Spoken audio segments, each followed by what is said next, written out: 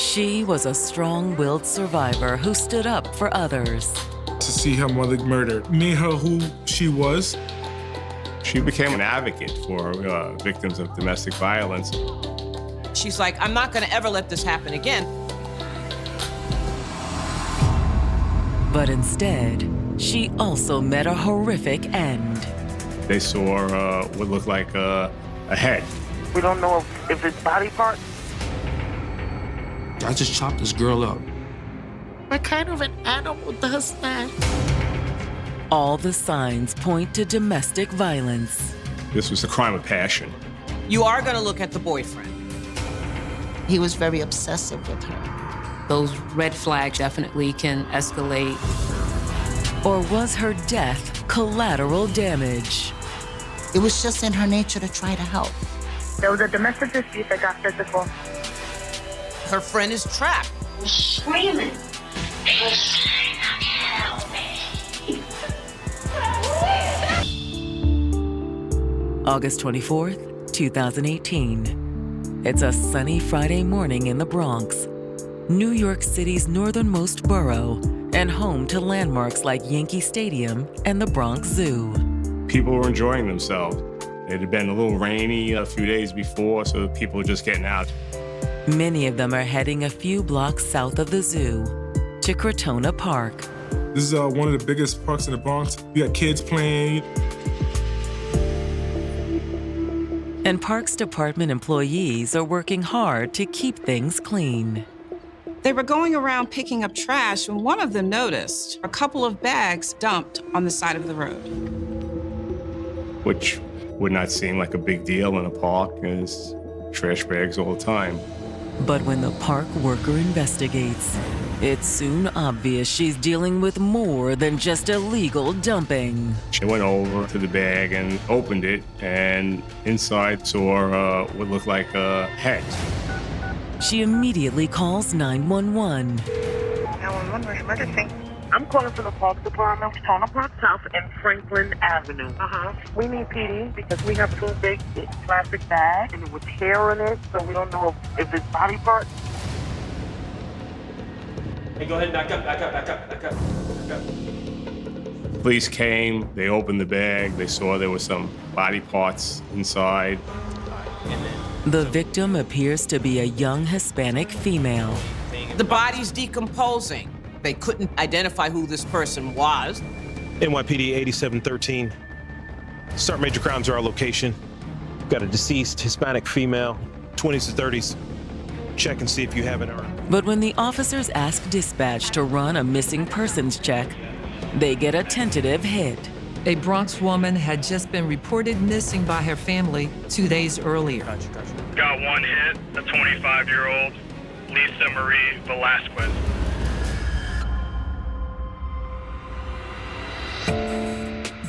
Lisa Marie Velasquez had known a lot of tragedy in her young life. When she was 12 years old, she was in an apartment with her mother and two younger siblings when her mother's ex-boyfriend broke into the apartment. The ex-boyfriend had stabbed and killed her mom in front of Lisa and her siblings. Just to know that the kids witnessed this, it devastates me. No child should endure this. They still have their nightmares. But Lisa never let her childhood trauma limit her. After her mother's murder, Lisa and her siblings moved in with their grandmother. Grandma was at that stage that she had just retired. So Lisa had to take the role of mother, father, and everything in between. Both of her younger siblings were also special needs, which added to Lisa's level of responsibility. It was difficult. When Lisa would talk to me about it, she used to cry. She goes, I don't know what to do. I'm lost. But Lisa never gave up on the people she loved. Lisa was a loving, a nurturing, a giving person. If you was in her heart and she loved you, she would have died for you. Her mother's tragic death also triggered a deep commitment to protecting others. She wanted to work and help with people in the community. She became like an advocate for victims of domestic violence. She volunteered here all over the place, and I'm like, this child is amazing. She's a remarkable beautiful young human being who would just give everything to the world. And she hoped to turn that dedication to service into a career. She was in the ROTC. She was in the cadets. She wanted to become a cop. That's the brotherhood, sisterhood. People wrap their arms around you. They teach you to protect yourself. But the memory of her mother's death also led Lisa to keep people at arm's length. Lisa tended to always be very guarded in her relationships. How'd it go with Chris the other night? Girl, I canceled on him last minute. Okay. Yeah. It took a while for me to break down those walls that she felt comfortable enough to talk to me. That was especially true when it came to men. Lisa always had different boyfriends. But she was reluctant to commit. His vibe shifted. I don't know. It was off. I was not feeling it. She was always go with the vibe. So if your vibe was great, that's how, you had a chance. And there was one man whose vibes broke through the barriers Lisa built around her. Antonio Wagner. Hey, excuse me. Is anyone sitting here? No, actually. Please, take the seat. Thank you. He adored Lisa, and he was very attentive to her. Hi. Hey, how's it going? Good, good. How are you? Doing great. They did love each other. Lisa was like, I'm moving out my grandmother's house. I'm moving in with my boyfriend. It looked like she was finally starting to put her past trauma behind her. But now, it looks as if she may have suffered an even more gruesome fate than her mother. Police believe the dismembered remains discovered in Crotona Park could be Lisa. When somebody's dismembered, you have a super messy crime scene. But despite the horror she suffered after death, there's no disguising how she died. Her skull showed signs of severe blunt force trauma. This was not like a robbery where somebody, just shot or stabbed. The killer went through the trouble of cutting up her body. What kind of an animal does that? This was, in criminology terms, the crime of passion. After witnessing her mother's murder as a child, 25-year-old Lisa Marie Velasquez had devoted her life to helping others escape a similar fate. She was physically present, but she couldn't do anything. She was a 12-year-old girl cowering. So now, in her mind, she's like, I'm not gonna ever let this happen again. She always mentioned how it was very important to always be there for friends. She's a loving person, and she was just giving her all. But now New York police believe they've found her dismembered body in the Bronx. A maintenance worker found a body dumped in Crotona Park. They knew this was a young female Hispanic. And Lisa's family had reported her missing 48 hours earlier. It will require an autopsy to determine if the remains are Lisa's. But there's little doubt how the woman died. The woman's skull had suffered severe blunt force trauma. Usually when you have a victim that has been murdered in such a horrific way, there is a heavy investment from the person that did it. It is typically someone that knows the person. It's a personal thing. But can the detectives identify the killer? At that point, they didn't even know where the murder occurred. But there's other evidence that's always left behind. When you're stuffing body parts in a bag, fiber from your hair, your clothing, that's going in there.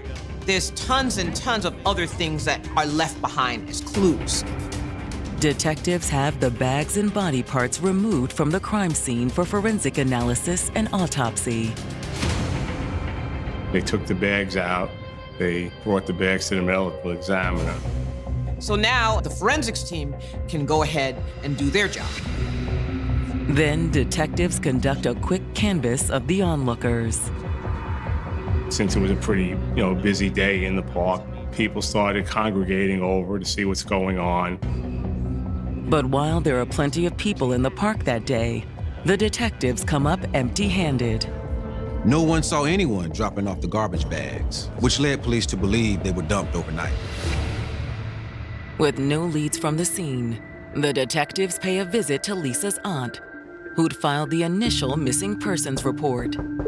Police want to talk to people who knew the victim. Hi, are you Ms. Rivera? Yes. We need to ask you a few questions. The detective, when she showed me her card that it said homicide, I knew. Oh, God. She confirms that she had been the one to report Lisa missing. When was the last time you saw her? Tuesday, we spent the whole day together. We went window shopping, went into the Chinese restaurant, then we went back to the front of our building. We have handball courts, swings, and all of that. So we played a little bit of handball. We spent that whole day together from 9 o'clock in the morning, I think it was 8-something in the evening. The best day we've had. The best day we've had. Lisa and her grandmother lived in the same building as her aunt, on one of the upper floors. She was gonna go upstairs to take a shower, and that was the last I saw of her. It wasn't until the next morning that she knew something was wrong. Lisa normally calls me between 6:30 and 7 on the dot, because I'm downstairs by 7. And we would meet, we would sit in front of the building and have coffee. This was for the last 2.5 years, every single day. For some reason, I didn't hear from her, so I know something was up. Lisa wasn't answering her phone either. But I still hadn't heard from Lisa that whole day. The following day, I go upstairs and Lisa was nowhere to be found. Her grandmother hadn't seen or heard from her either. She said that it was very unlike her because she was a very, very responsible person, and when she didn't get in touch, they reported her missing. When detectives head upstairs to talk to Lisa's grandmother, she also says she last saw Lisa on Tuesday night. When she got home, she took a shower and went to bed. But then, at around midnight, someone had called her. She started packing some stuff, ran out saying she had to go help a friend. Lisa had a friend, Sierra Martinez. It's somebody she met when she was in school. She only said good things about Sierra. She says it's Sierra's boyfriend that's the problem. And Lisa has told me that he beat Sierra. According to Lisa Marie Velasquez's family, the 25-year-old rushed out of her grandmother's apartment in the early morning hours of August 22nd to help a friend in need. The family believed that the friend that she had gone to help was 30-year-old Sierra Martinez. It would be just like Lisa to go running to help Sierra. She was always there for her. She would help even a stranger to no end. But had her determination to help a friend cost Lisa her life? A maintenance worker discovered the dismembered remains of a young woman in Crotona Park. The torso and the head were found, and it was very, very hot, and the body was decomposing. Confirming that it was Lisa would require dental records or DNA.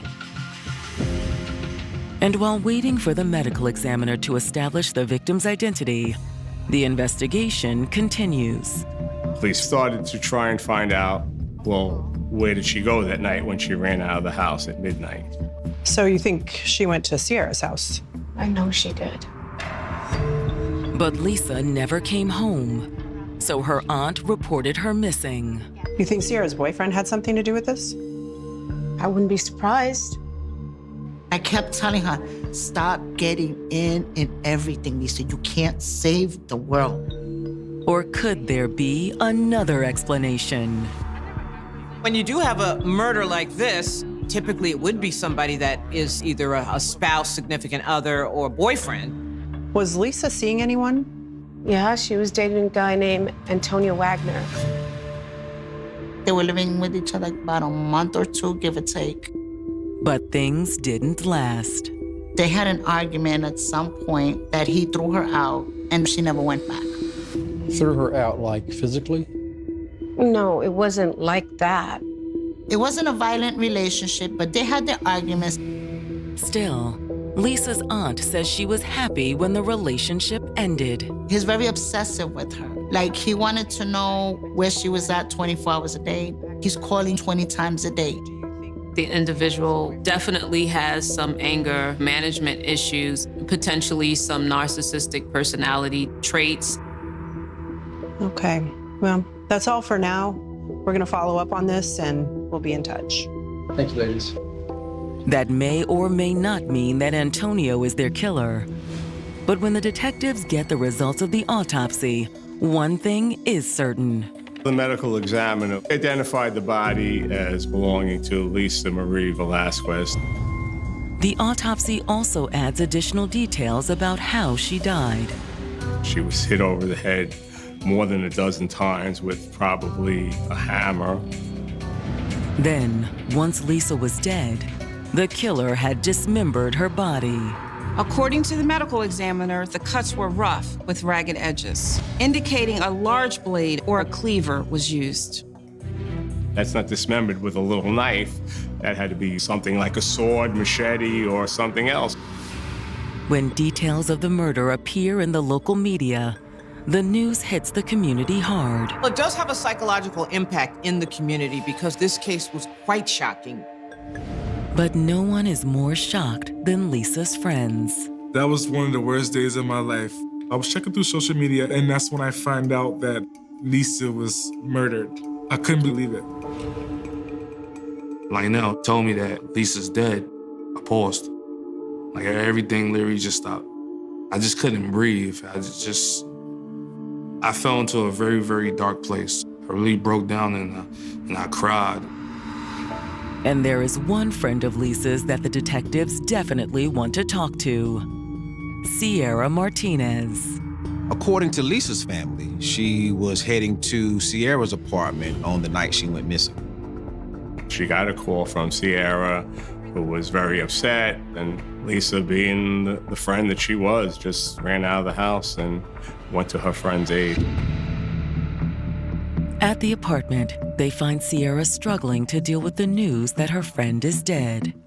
Yeah, I heard that it was her. I can't believe it. Well, we were told that she came to see you the night she disappeared.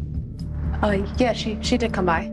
She said that, oh yeah, Lisa was here. She also said she'd known Lisa for a long time. They both went for their GED together, and afterwards they became friends. In fact, at one point they were gonna get an apartment together.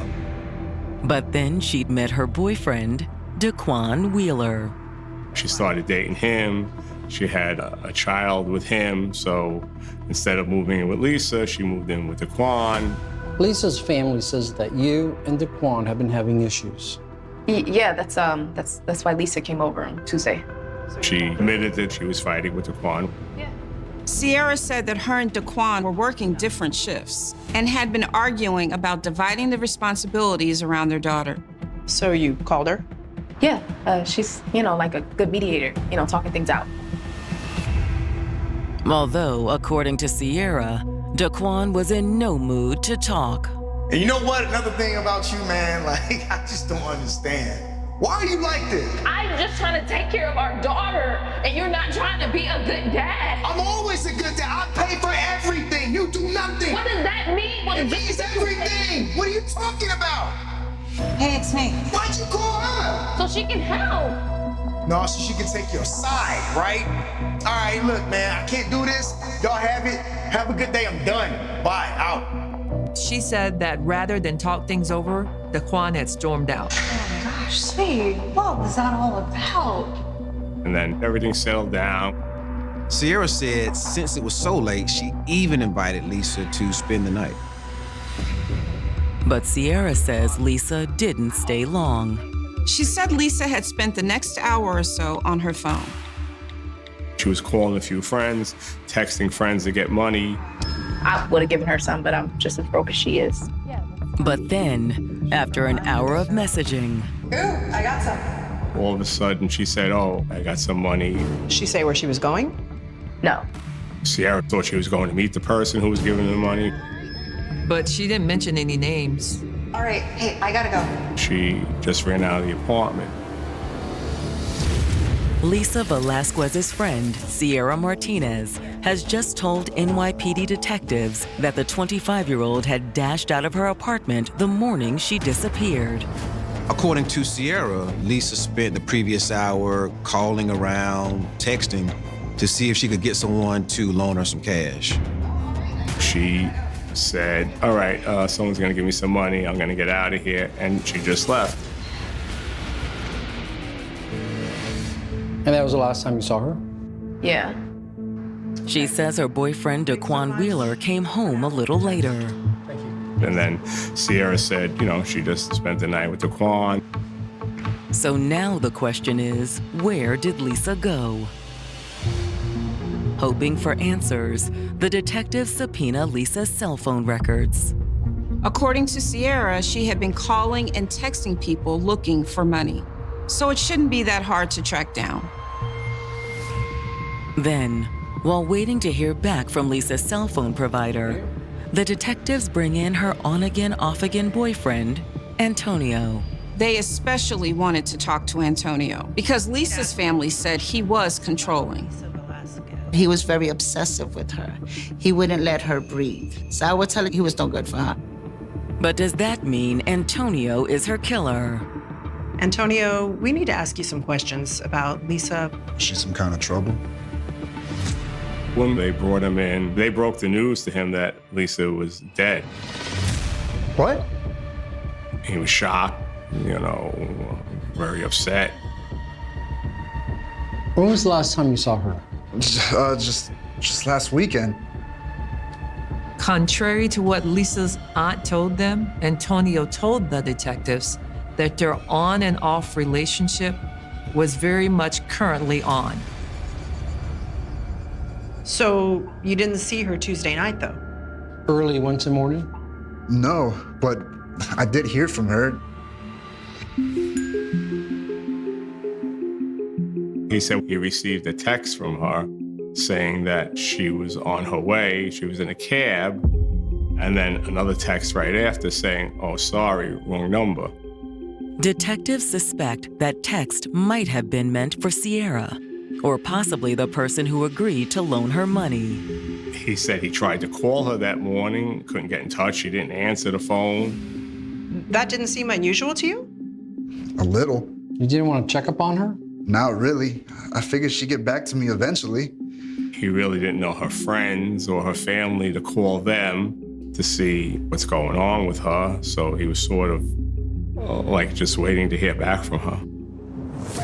However, Antonio says there was one way he could check up on her. He said they shared an account on a money transfer app. He even let the detectives look at the Cash App on his phone. They saw that she had gotten money that night from a Corey Drake. Does that name mean anything to you? No. Whoever Corey was, Antonio said he'd sent Lisa $100. They were asking him, was this sort of common? And he said, look, she never really talked to me about money. She never asked for money, so he didn't really question how she got money. That was the relationship they had. At least that's what Antonio claims. But the detectives aren't so sure. The detectives at that point were a little suspicious. Is Antonio jealous that some guy is giving his girlfriend money? Like, it's the motive? Because according to Lisa's aunt, Antonio had very serious control and trust issues. But Antonio insists that he's telling the truth. The detectives again pressed Antonio on whether he had seen Lisa that night. Antonio said he was home sleeping. But he also lived alone, so there was no one who could confirm what he was saying. He really didn't have any alibi. After talking to Antonio, the detectives subpoena his cell phone data to see if they can verify his whereabouts on the morning of the murder. They especially wanted to know if he ended up anywhere near Crotona Park. You are going to look at the boyfriend, okay? You're going to look at somebody that's very close to the victim. You have to investigate that. However, Antonio isn't the only person they're investigating. They were also trying to reach out to see who this Corey Drake was and why he was giving Lisa money. Could it have something to do with her death? Or is it possible Corey and Antonio are both dead ends? While the police were trying to figure out who this Corey Drake was who gave Lisa the money, Sierra Martinez walks back into the precinct. And what she has to say will take the investigation in an entirely different direction. She tells detectives that she wasn't totally honest. Sierra Martinez has just told detectives investigating the murder of her friend, Lisa Velasquez, that she wasn't entirely upfront with them the first time they spoke. She admitted that she was afraid to talk to them the first time. What were you afraid of? Daquan? The detectives sensed they could be on the verge of a breakthrough. Lisa's family said that she had gone to Sierra and Daquan's apartment on the night she disappeared because Sierra was being abused by Daquan. Lisa came over. But in her initial interview with detectives, Sierra had downplayed Daquan's abuse. All she said was that they had been arguing. Now Sierra admits that's not the whole truth. Sierra, does he hit you? Yes. Especially since the baby's been born. Sierra said that Lisa encouraged her to leave Daquan. But you haven't left him? I couldn't. Her friend feels trapped. She has a child with this man. But Lisa never gave up on her. Lisa was always there for you whenever you needed her.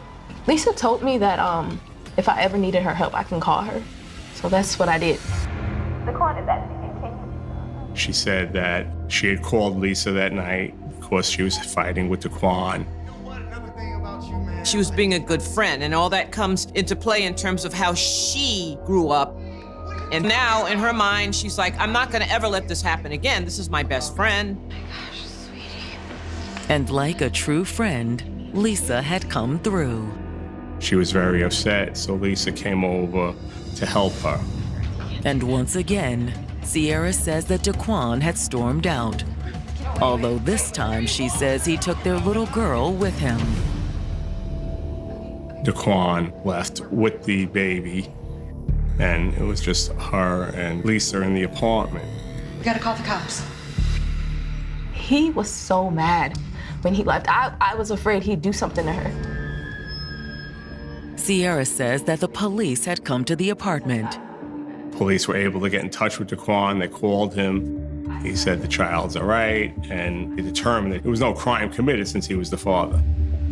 And the officers left soon after. Oh my gosh, sweetie. You gonna be okay? Mm-hmm. Everything else pretty much happened like I told you guys. Sierra said she asked Lisa to stay, but Lisa ended up leaving to go get money from someone. I ended up staying up and watching TV. And by the time Daquan returned a few hours later, things had calmed down. Daquan had left their daughter with a friend. Sierra says she and Daquan spent the next couple of hours talking things through and eventually made up. But now she has a nagging sense that there is something Daquan is not telling her. Sierra basically told detectives that, she thought Daquan had something to do with Lisa's murder. What makes you think that?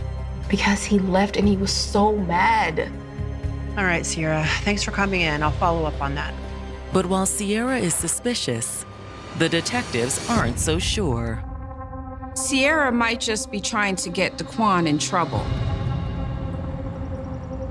Still, after talking to Sierra, the detectives bring Daquan in for questioning.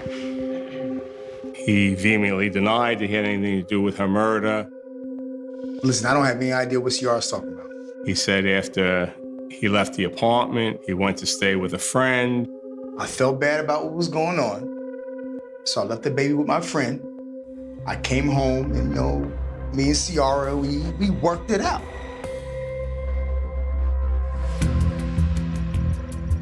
When detectives follow up with Daquan's friend, she confirms what he told detectives. She said Daquan showed up with his child between 3 and 4 a.m.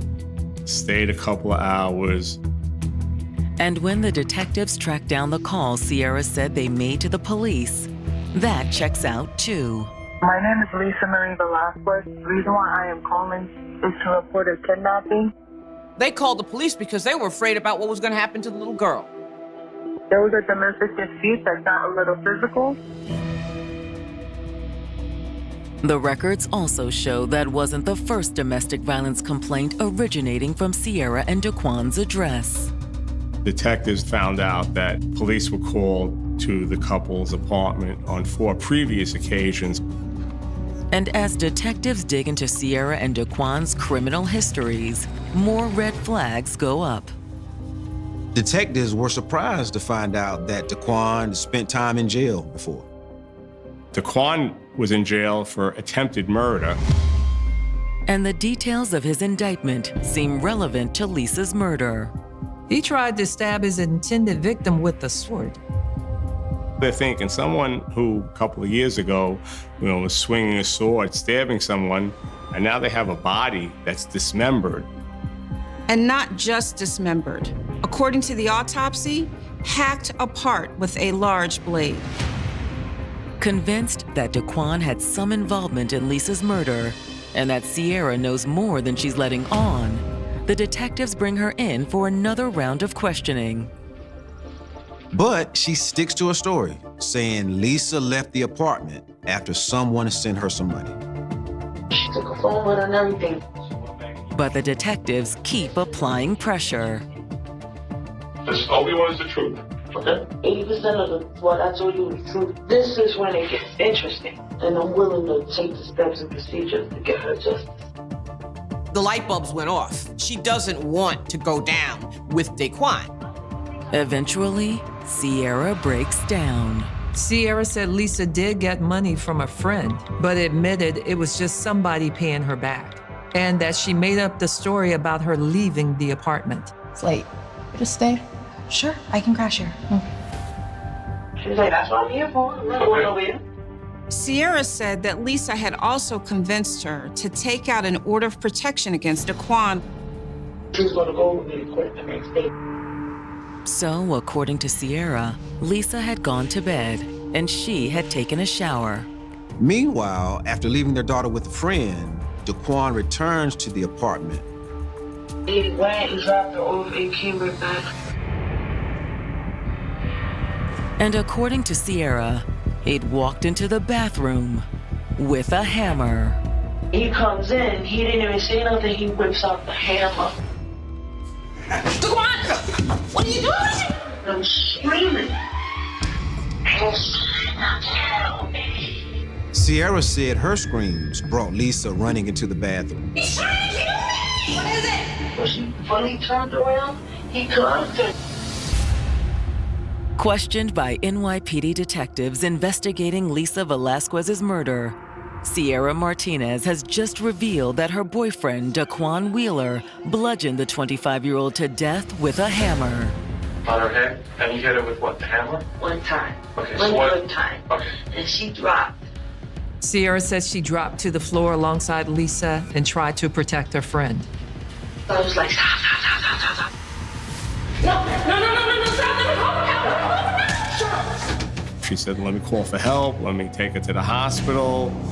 And Daquan told her to be quiet, he screamed at her, and then he just repeatedly kept hitting her in the head.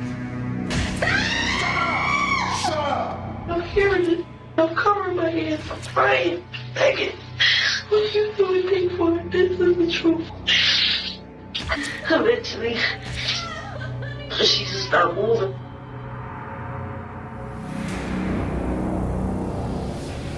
Once Lisa was dead, Sierra says Daquan forced her to help him drag Lisa's body back to the bathroom. Get up, hurry up. Daquan said, if you don't help me, I'll kill you and the baby. Then, with Lisa in the tub, they cleaned up the blood.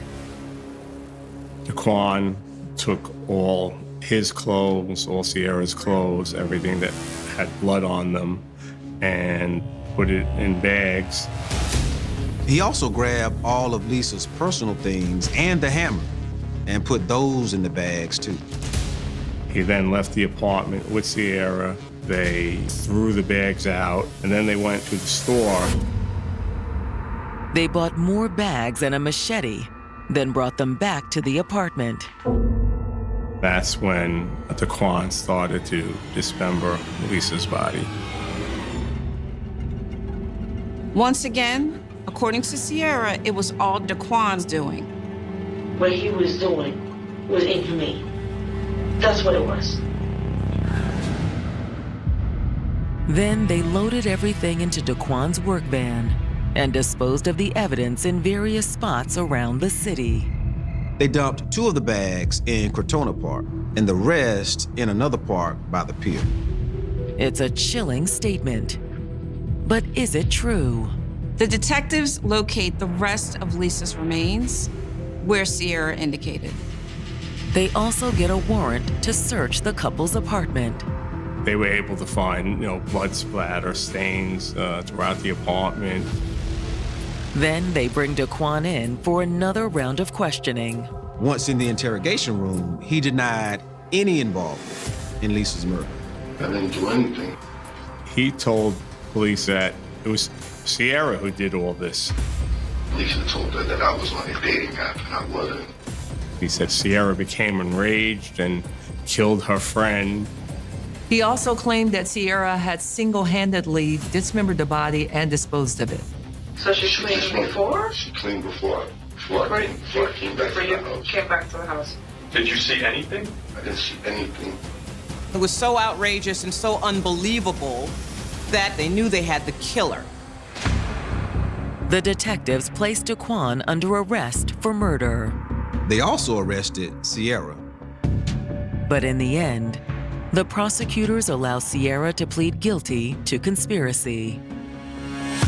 They wanted to have Sierra testify, which is why they gave her the deal that they gave her. They feel that Daquan had coerced her in helping to dispose of the body. She was in fear of him. That's why she called Lisa that night. When Daquan goes on trial in April of 2022, Sierra is the prosecution's key witness. But when it's the defense's turn, Daquan continues to put all of the blame on Sierra. That was a joke. Sierra was small. There ain't no way that Sierra will actually do that alone. That really set me off. I wanted to go over that chair and make him pay for what he did to her. And in the end, Daquan does pay. He was convicted of second-degree murder.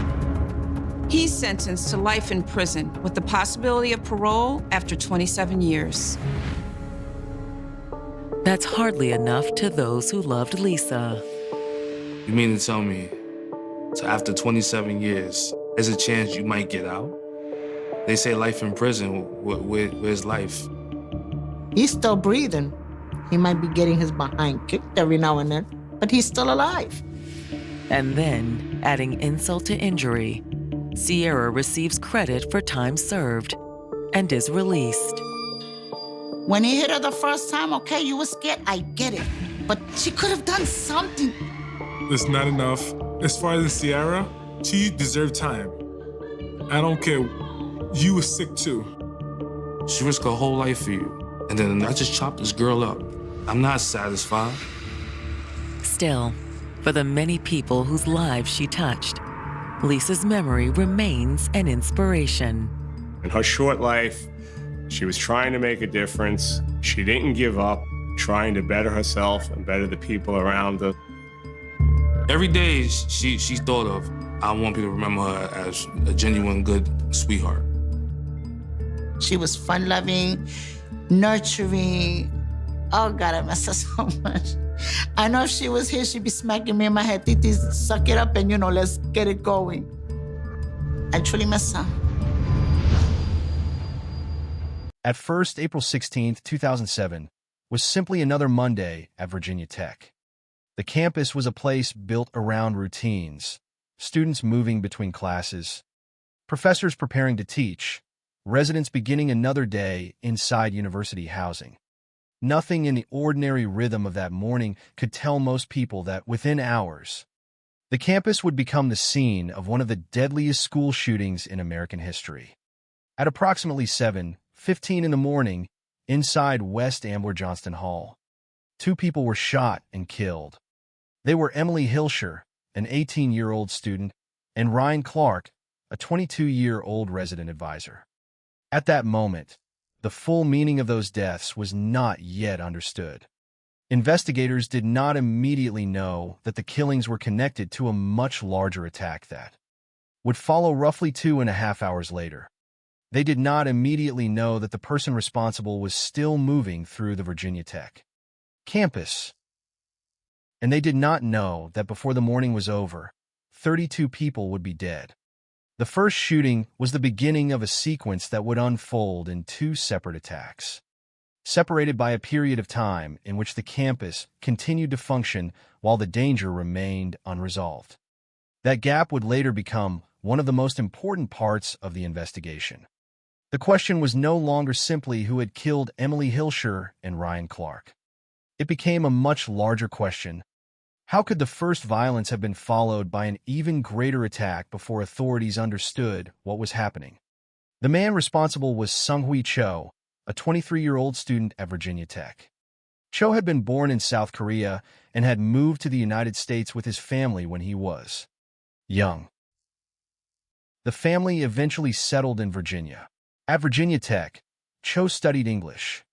People who had encountered him described him as extremely withdrawn, someone who communicated very little and frequently avoided contact with others.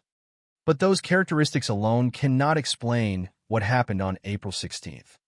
Being quiet, isolated, or socially withdrawn does not make someone violent.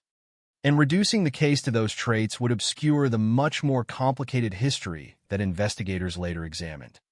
Before the massacre, there had already been troubling signs surrounding Cho. Some students and faculty members had concerns about his behavior.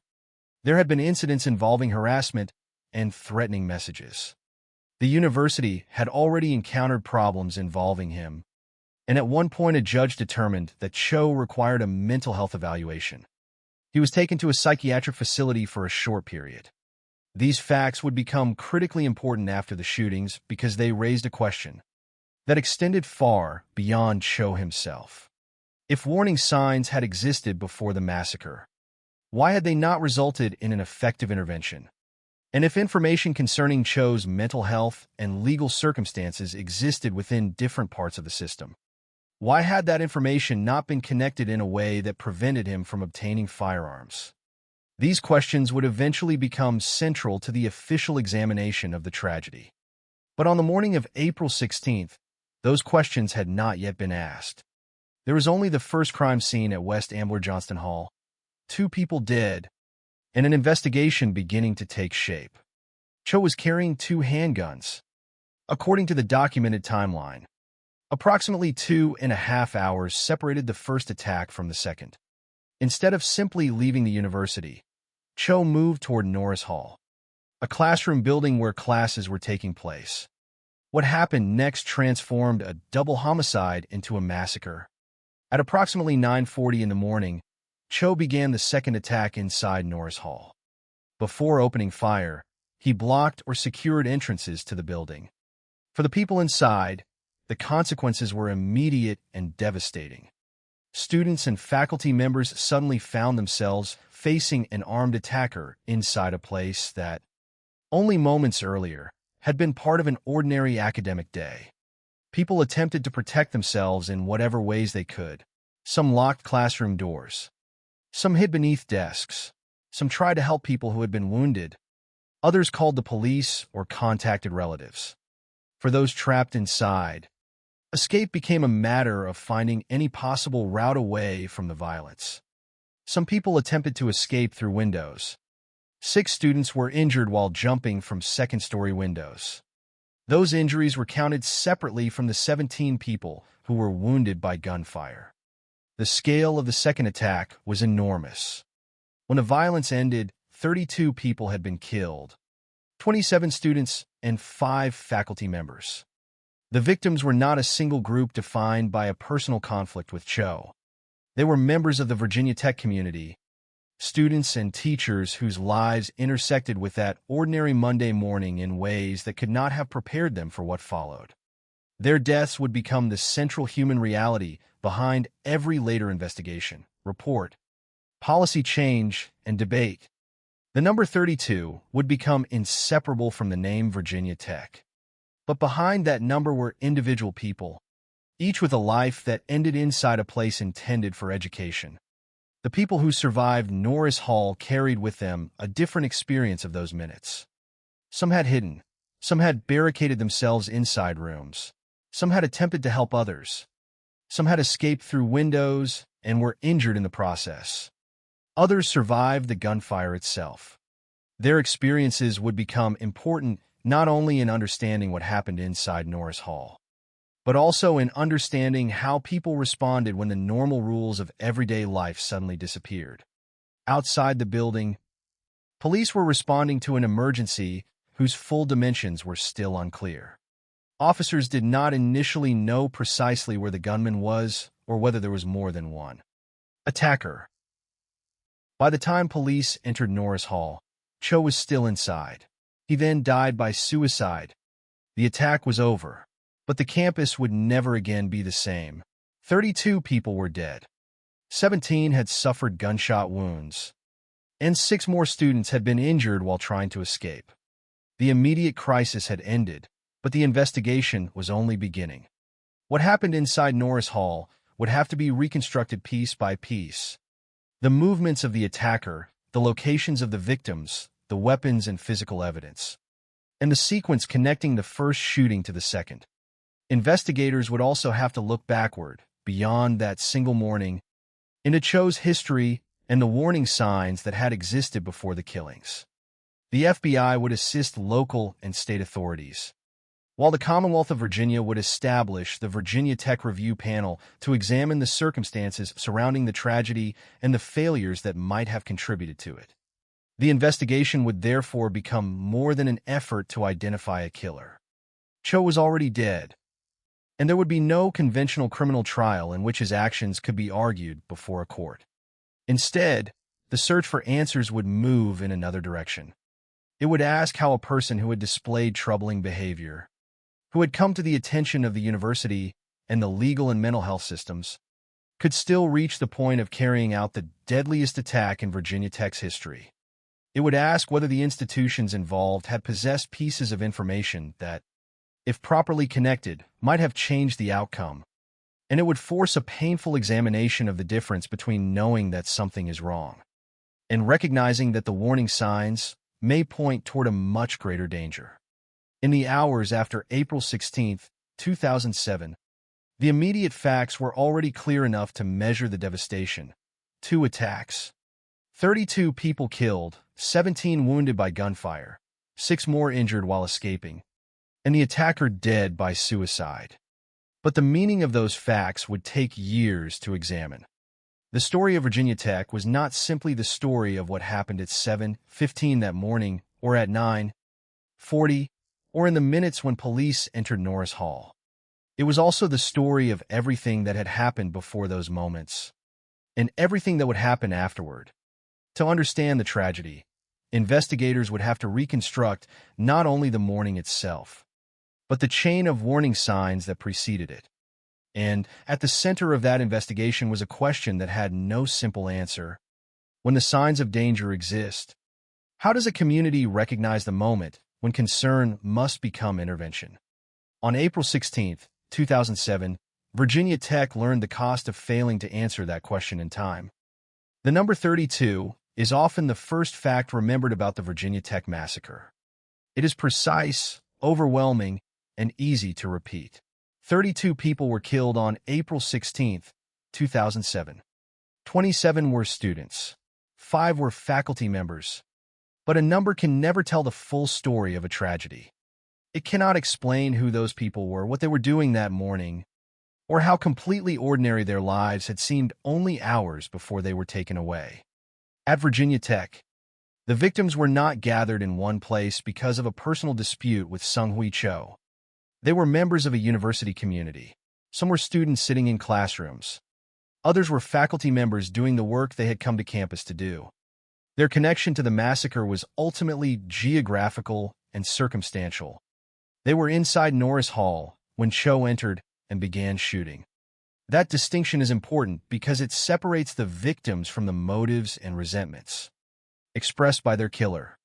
Most of the people inside Norris Hall had no reason to believe that they were personally in danger. They had arrived at the building as part of an ordinary academic routine, expecting classes and instruction rather than violence. The morning had begun with another tragedy elsewhere on campus.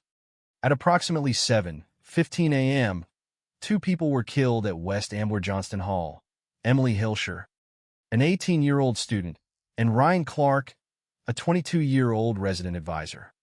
Their deaths were the first known victims of the day's violence. At the time, however, the full scale of what was happening remained unknown. The killings were treated as a serious criminal investigation, but there was no immediate understanding that they represented the opening stage of a much larger attack. Approximately 2.5 hours later, the situation changed completely. Sung-Hui Cho arrived at Norris Hall, a classroom building where students and faculty were engaged in their normal activities. The people inside were not prepared for an armed attack. There was no reason for them to expect that the building itself had become the center of a deadly threat. When the second attack began at approximately 9:40 a.m., ordinary academic behavior was replaced almost instantly by the instinct to survive. Some people tried to lock classroom doors. Others hid beneath desks. Some attempted to help those who had been wounded. Others called the police or contacted relatives. These responses were not part of a prepared script. They were attempts to make sense of a situation that had become incomprehensible within moments. The survivors would later become an important part of understanding what happened inside Norris Hall, because their experiences showed both the confusion of the attack and the different ways people attempted to protect themselves and others. Some people sought safety by remaining inside locked rooms. Others searched for another way out. When conventional exits became difficult or dangerous, some students attempted to escape through windows. 6 students were injured after jumping from second-story windows. These injuries were separate from the 17 people who were wounded by gunfire. That distinction is significant because the human cost of the attack extended beyond those who were directly shot. The physical danger created by the gunfire forced people into desperate attempts to escape, and some of those attempts resulted in additional injuries. Yet even the combined figure of 32 dead and 23 injured does not fully capture the impact of the morning. The survivors were left with the experience of having watched an ordinary university environment become a place of sudden danger. Families were left to learn that someone they loved had been killed. The university community was forced to confront the fact that the people around them could be taken away during what should have been an ordinary school day. In the aftermath, Virginia Tech created an official memorial for the 32 victims, ensuring that the people killed would not be remembered only as a statistic. That act of remembrance matters because the story of the massacre can easily become centered on the perpetrator. True crime narratives often risk placing too much attention on the person who committed the crime, his background, his behavior, his writings, his weapons, his motives. In this case, doing so without care can unintentionally push the victims to the margins. The 32 people killed were the reason the investigation mattered in the first place. Their absence became the permanent consequence of the attack. Against that human background was the increasingly troubling history of Sung-Hui Cho.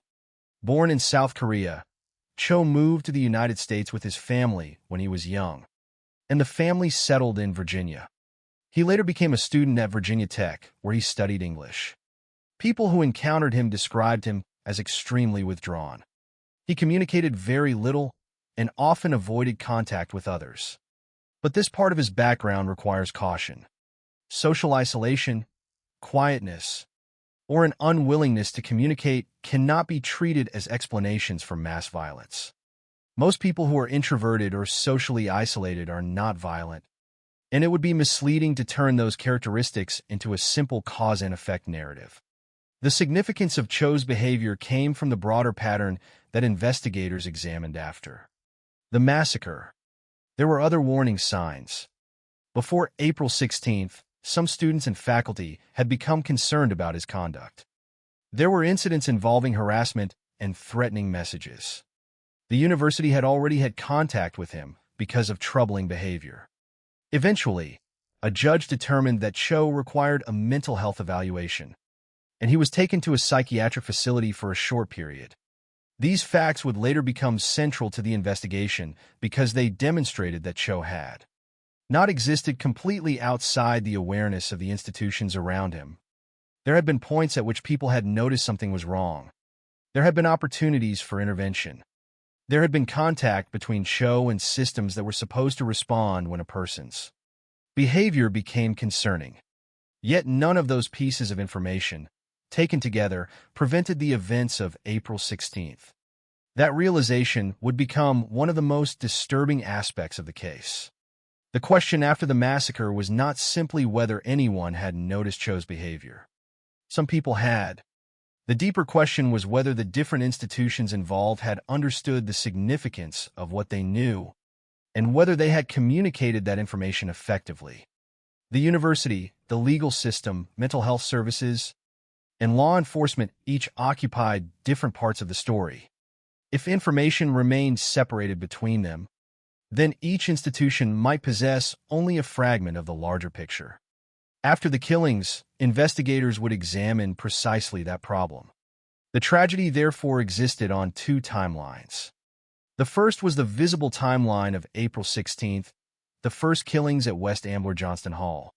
The long gap that followed, the second attack at Norris Hall, the desperate attempts to escape, and the eventual arrival of police.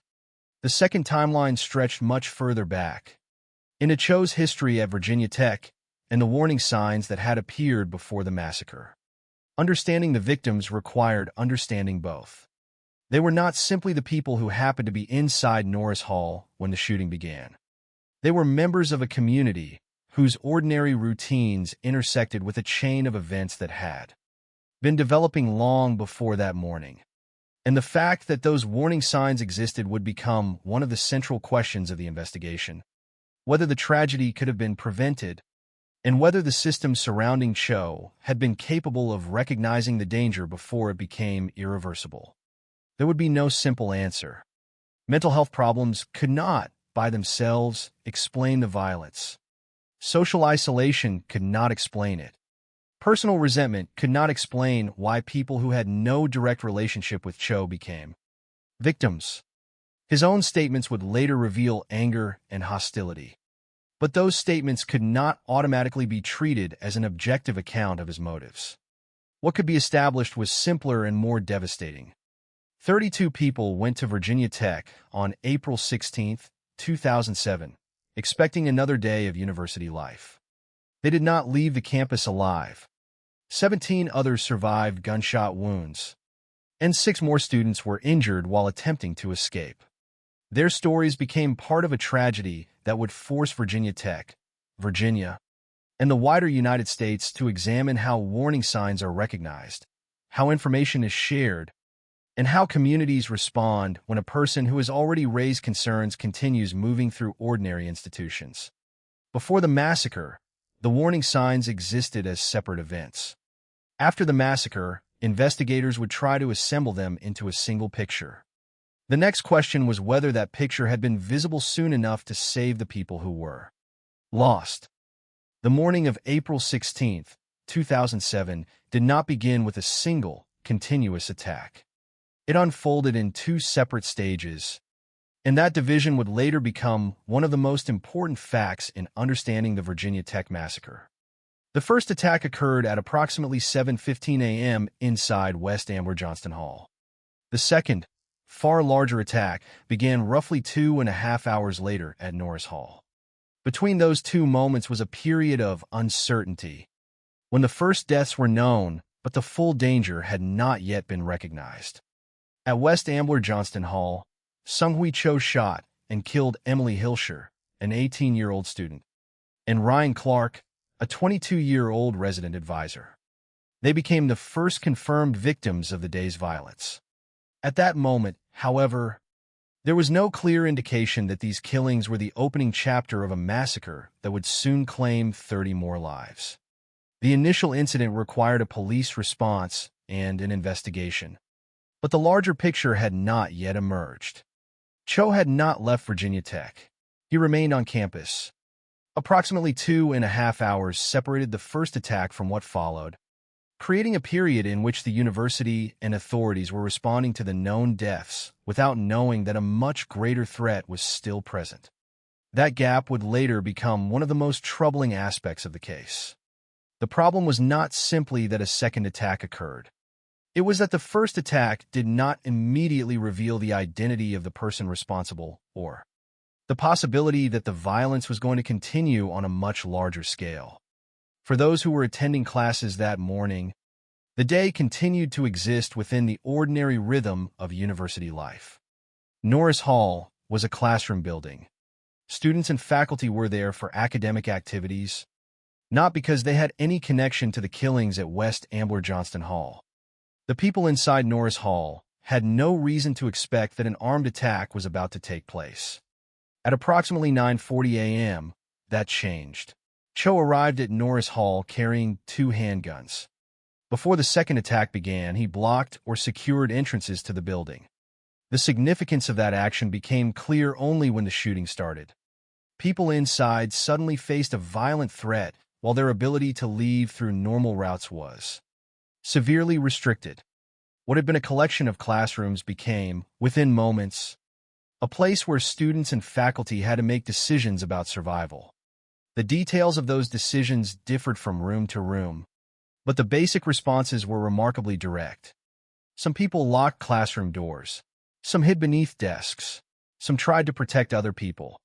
Others attempted to help those who had already been wounded. Calls were made to police and to relatives. The people inside Norris Hall were forced to respond to a situation they had not anticipated and for which no ordinary classroom routine could prepare them. The attack did not resemble a personal confrontation in which the victims and attacker had gathered to resolve a dispute. The people inside were largely students and faculty members going about their academic responsibilities.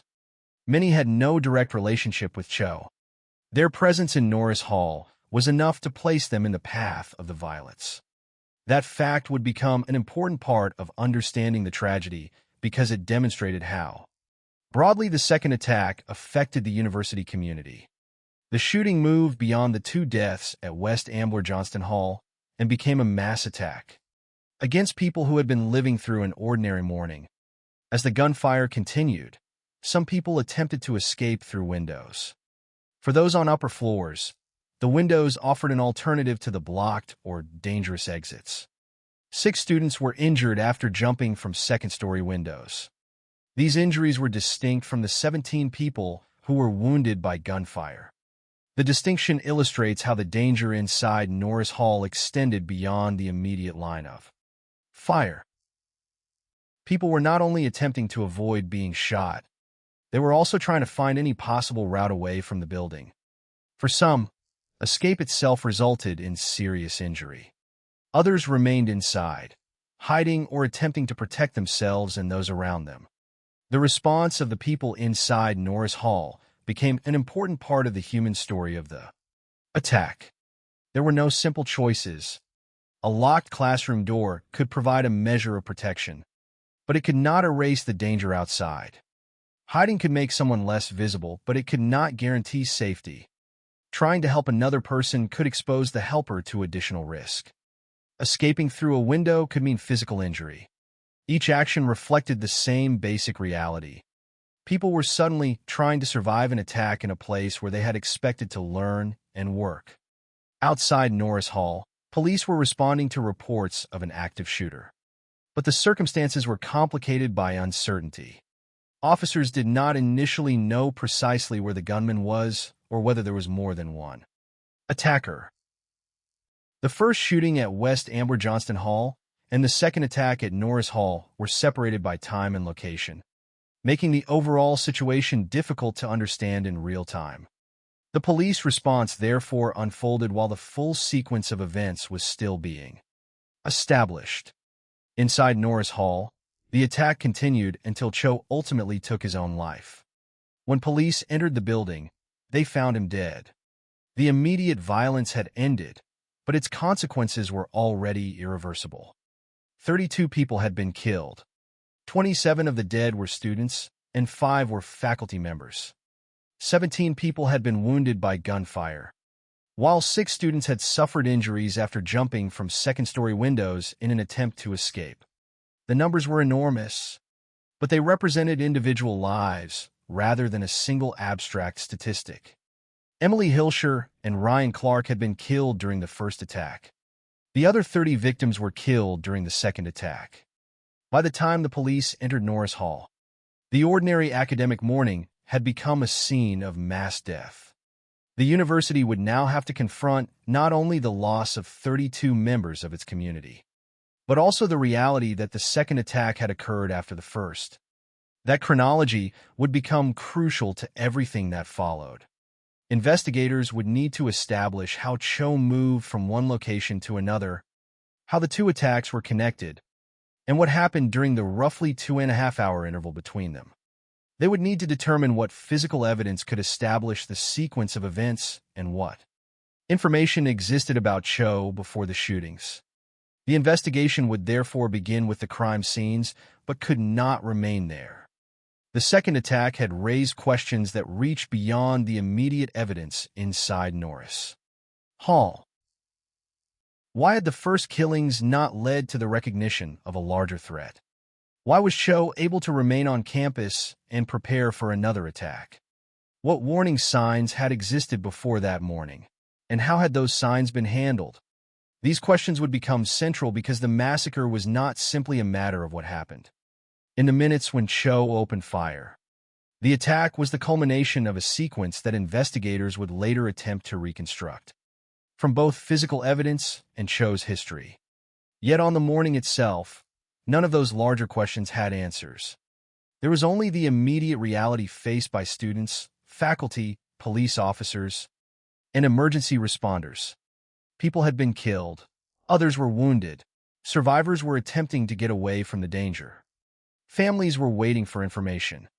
And the campus that had begun the morning as an ordinary university environment had become the site of a tragedy whose scale was only beginning to be understood.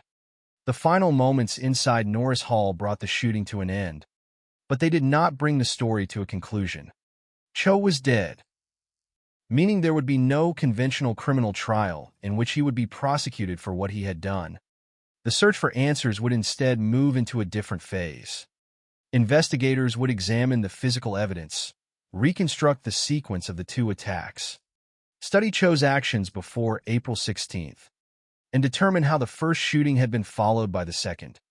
Most importantly, they would have to look backward. The morning had produced 32 victims, but the questions surrounding it reached into the weeks, months, and years before the gunfire began. The incident itself had lasted only a limited period of time. The consequences would last far longer. After the gunfire stopped at Norris Hall and Sung-Hui Cho was found dead, the nature of the response changed. The immediate emergency was over, but the investigation was only beginning. What remained inside the building was a crime scene on an enormous scale. 32 people had been killed during 2 attacks, 17 others had suffered gunshot wounds, and 6 students had been injured while attempting to escape through second-story windows. Investigators now had to reconstruct what had happened, determine how the 2 attacks were connected, and understand how Cho had moved from the first shooting at West Ambler Johnston Hall to the second attack at Norris Hall approximately 2.5 hours later. The Federal Bureau of Investigation assisted local and state authorities in examining the case. The investigation was not limited to identifying the victims or confirming that Cho was responsible. Because Cho had died at the scene, there would be no conventional criminal trial in which prosecutors could present the evidence against him and a jury could determine his guilt. Instead, the evidence had to answer a different set of questions. Investigators needed to establish the sequence of events, examine the physical evidence, trace Cho's actions, study his background, and determine what warning signs had existed before April 16th. The first task was to establish what had happened to the victims. The final death toll was 32, 27 students and 5 faculty members. The first 2 victims, Emily Hilscher and Ryan Clark, had been killed at West Ambler Johnston Hall at approximately 7:15 a.m. The remaining victims were killed during the attack at Norris Hall, which began at approximately 9:40 a.m. Separating those 2 groups was essential because the timeline itself was one of the defining features of the case. This was not a single continuous shooting that began and ended within minutes. It involved 2 attacks separated by a significant period of time. That period became a major investigative question because it created an opportunity to examine what Cho did between the first killings and the second attack, and what the university and authorities knew during that interval. Investigators, therefore, had to reconstruct Cho's movements. The examination included the locations of the victims, physical evidence recovered from the scenes, the weapons involved, and other material that could help establish the sequence of events. The purpose was not merely to describe where the victims had been found.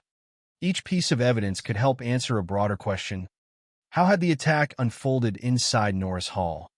And how did that sequence connect to the first shooting? The building itself became part of the evidence. Cho had blocked or secured entrances before beginning the second attack. That fact was significant because it helped explain why some people inside Norris Hall were forced to search for alternative ways to escape. Investigators had to account for the circumstances that confronted the people inside, including the attempts to lock classroom doors, hide, help wounded individuals, and escape through windows. 6 students were injured while jumping from second-story windows. Their injuries were separate from the 17 gunshot wounds recorded in the aftermath. Together, those facts demonstrated that the physical consequences of the attack extended beyond the immediate victims of the gunfire. The investigation also had to establish what happened when police entered Norris Hall. Officers had faced uncertainty about the location of the shooter and whether more than one attacker might be involved.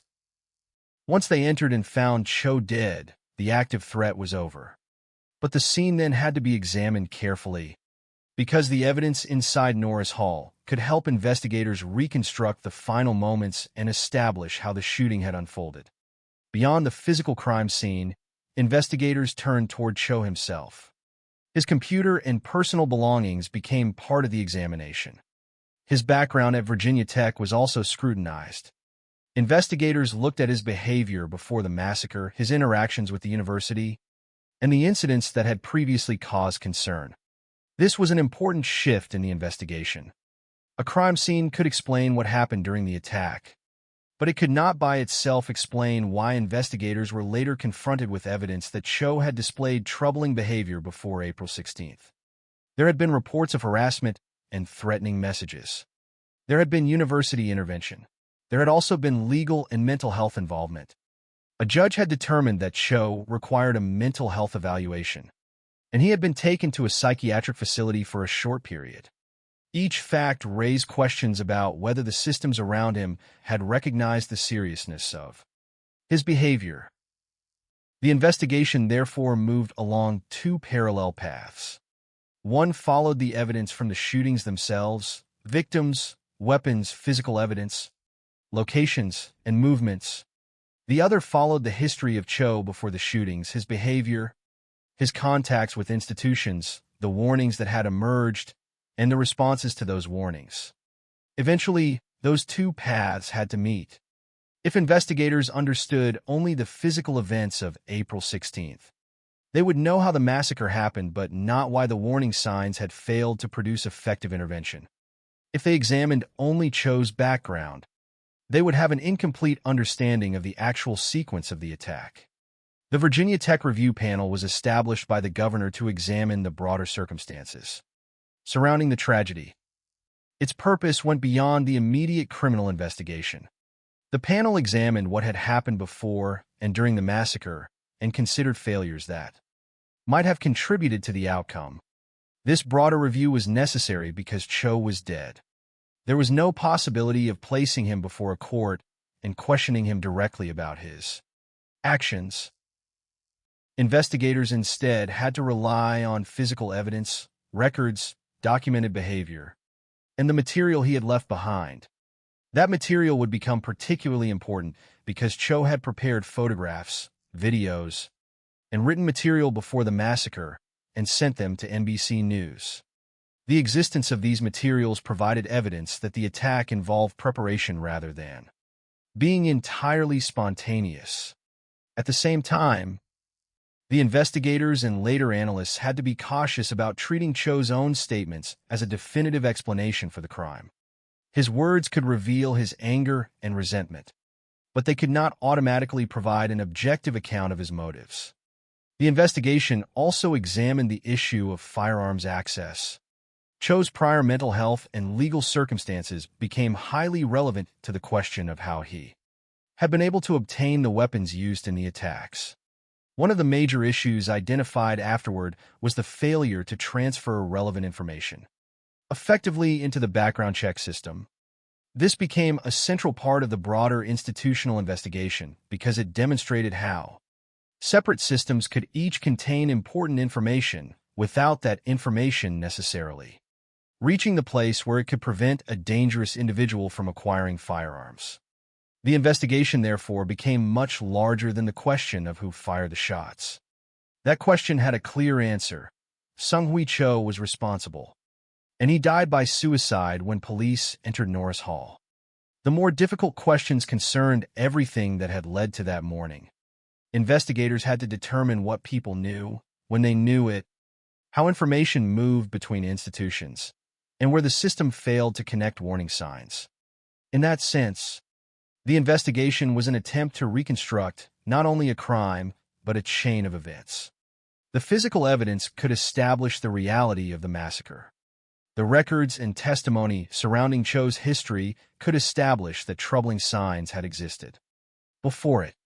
The official review could then examine how those pieces fit together.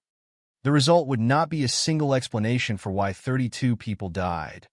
Instead, the investigation revealed a series of questions about recognition, communication, intervention, and responsibility. The most painful of those questions was also the simplest. If warning signs had existed before April 16th, could anything have been done differently? The evidence could not provide an easy answer, but it made one thing clear. The tragedy did not begin when Cho entered Norris Hall. By the time the first shots were fired that morning, a much longer story was already in motion. The investigation's task was to uncover that story, piece by piece, and determine where the warning signs had appeared, and why they had failed to stop the violence before it was too late. The most difficult part of the Virginia Tech investigation began when investigators stopped looking only at the morning of April 16, 2007, and started looking backward. The physical events of the massacre could be reconstructed from the crime scenes, the victims, the weapons, and the sequence of the two attacks. But those facts could not answer the question that became increasingly important after the deaths of 32 people. Had there been warning signs before the shooting, and if so, why had those warnings not prevented the tragedy? Sung-Hui Cho had not appeared suddenly on the morning of April 16th. Before the massacre, there had already been behavior that caused concern among people who encountered him. Students and faculty members had noticed troubling conduct. There had been incidents involving harassment and threatening messages. The university had already had contact with Cho because of his behavior. These details mattered because they demonstrated that the institutions surrounding him were not completely unaware of problems.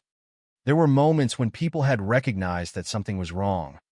But recognizing that a person is behaving in a troubling way is not the same as recognizing that the person represents an imminent threat of mass violence.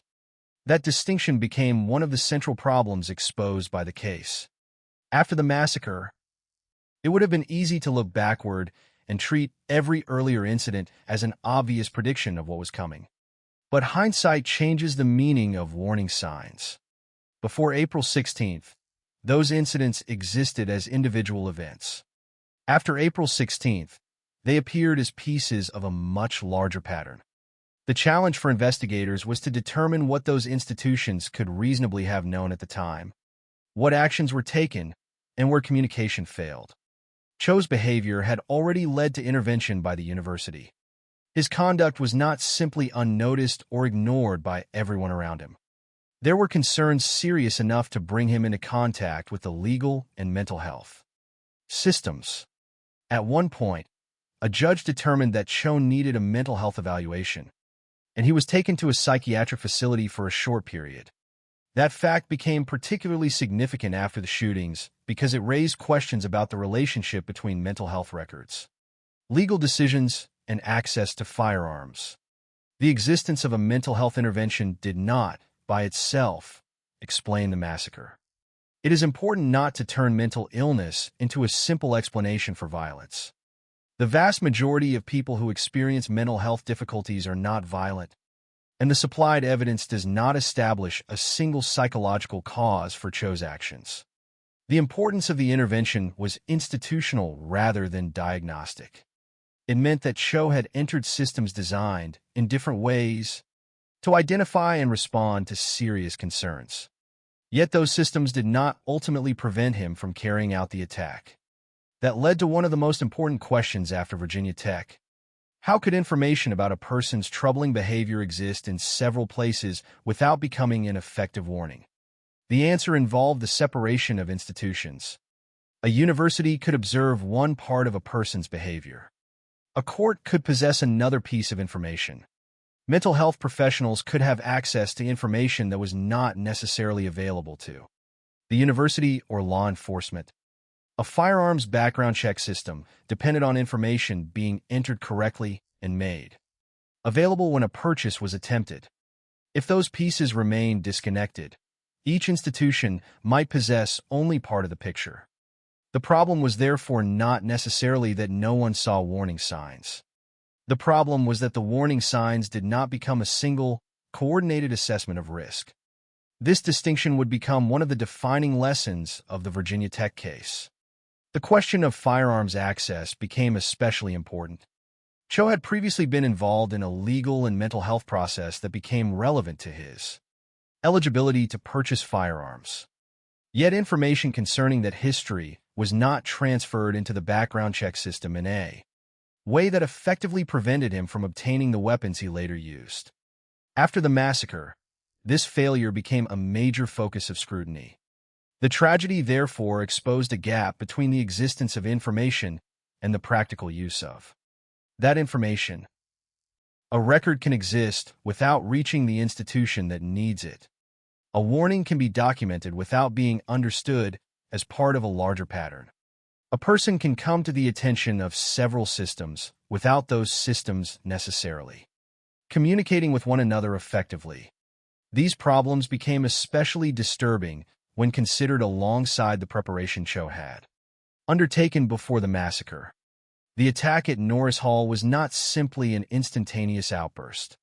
Cho had prepared materials in advance, including photographs, videos, and written material that he later sent to NBC News. The existence of those materials demonstrated preparation and intent. It also meant that the massacre had a history extending beyond the minutes in which the shooting occurred. But even here, investigators had to remain careful. Cho's own statements expressed anger, hostility, and resentment toward people he believed had treated him badly. They could help investigators understand the way he portrayed his grievances, but they could not automatically be accepted as a complete or objective explanation of his motives. His words were part of the evidence, not a final answer. The victims themselves also complicate any attempt to reduce the motive to personal revenge. Many of the people killed at Norris Hall had no direct relationship with Cho. They were students and faculty members who happened to be inside the building when the attack began. Whatever grievances Cho believed he had, they did not provide a clear explanation for why so many unrelated members of the Virginia Tech community became targets. This is one reason the case cannot be reduced to a single personal conflict.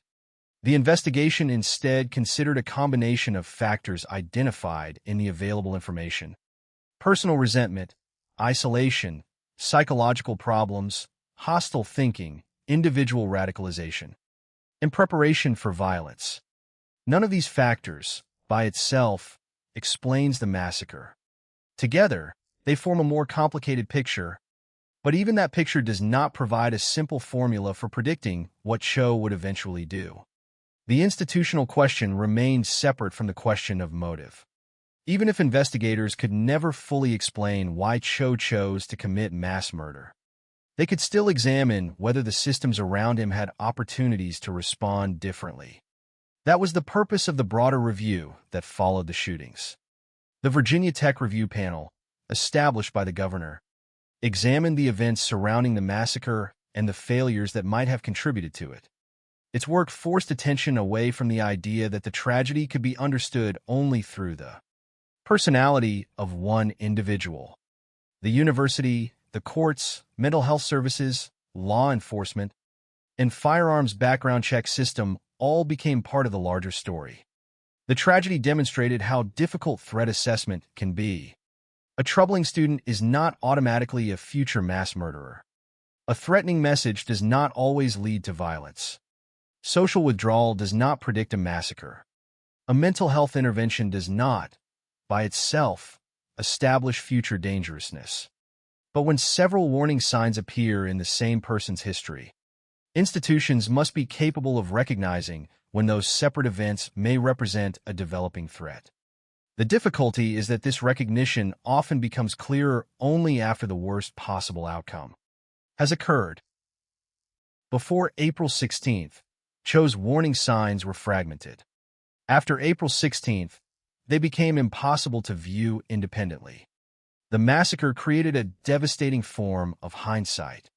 Investigators could trace the earlier incidents and see how they fit into the story that ended at Norris Hall. But that did not mean that every person who encountered Cho could have known exactly what would happen. The more useful question was whether the systems in place were capable of connecting information and responding proportionately to escalating concern. The answer revealed serious weaknesses. The failure to communicate relevant information effectively had consequences beyond Virginia Tech. The case contributed to changes involving firearms background checks and the sharing of information between institutions.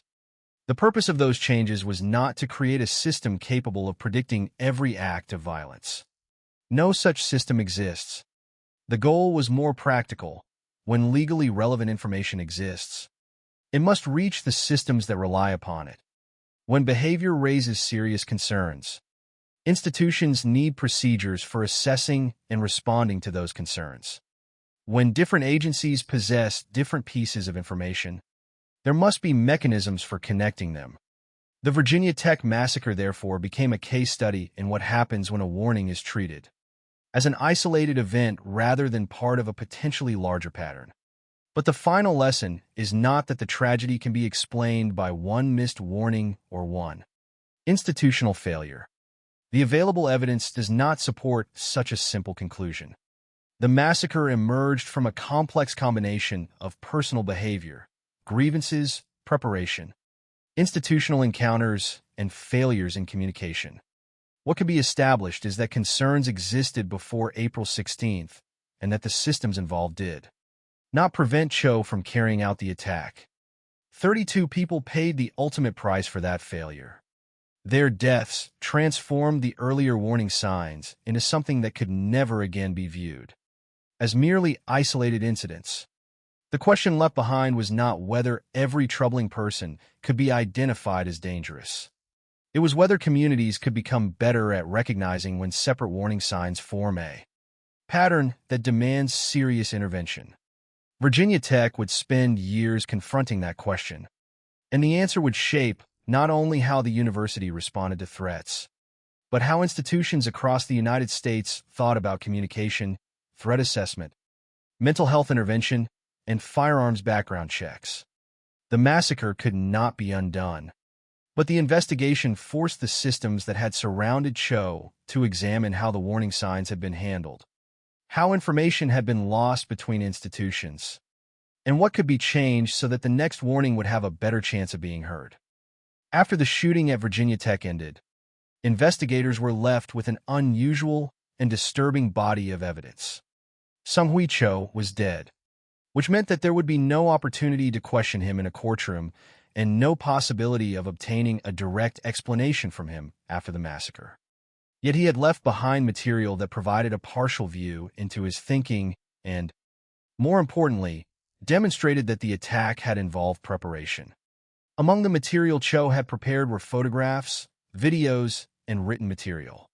These items were eventually sent to NBC News. Their existence became one of the most significant developments to emerge after the shootings, because they showed that the violence had not simply appeared without warning in the final minutes of April 16th. Cho had prepared material in advance, and he had taken steps to ensure that at least some of it would reach the public after the attack. That fact was important to investigators, but it also created a difficult problem. When a perpetrator leaves behind a collection of statements explaining his anger, his grievances, or his view of the world, those statements can appear to offer an easy answer to the question of motive. But they are not necessarily an objective explanation of what happened. They represent the perpetrator's own account, shaped by his perceptions, his resentment, and his attempt to explain his actions. In Cho's case, the material contained expressions of anger and hostility. He referred to people whom he believed had treated him badly, and some of his statements reflected a sense of resentment and perceived mistreatment. These themes were important because they provided investigators with evidence about the way Cho understood his own grievances, but they could not explain every part of the massacre. One of the most difficult facts remained the identity of the victims. Many of those killed inside Norris Hall had no direct relationship with Cho. They were students and faculty members who were present in the building when he arrived and began the second attack. Their deaths could not be understood simply as the outcome of a personal confrontation between Cho and specific individuals. Whatever grievances he believed he carried, those grievances did not provide a complete explanation for why 32 members of the Virginia Tech community became victims. That distinction is essential when examining motive. There is a difference between understanding what a perpetrator said about his anger and determining why a mass killing actually occurred. Cho's statements could reveal his hostility. They could demonstrate that he felt resentment. They could show that he had developed a narrative in which other people were responsible for his suffering. But they could not, by themselves, establish a single cause for the massacre. The investigation, therefore, had to remain cautious. The material Cho left behind was evidence, but it was not a final answer. It was one part of a much larger picture that included his history, his behavior at Virginia Tech, the concerns raised by other people, his encounters with the legal and mental health systems, and the preparations he made before April 16th. The existence of the photographs, videos, and written material also changed the understanding of the timeline. The first shooting had occurred at approximately 7:15 a.m. at West Ambler Johnston Hall. Roughly 2.5 hours later, Cho carried out the far larger attack at Norris Hall. Between those events, the attack was not simply an uncontrolled eruption of violence. The material he had prepared in advance reinforced the conclusion that there had been planning behind what ultimately happened.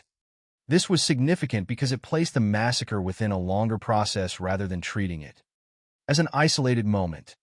At the same time, preparation does not automatically provide a complete explanation for motivation. A person can plan and act carefully without that plan revealing every psychological or personal factor behind it.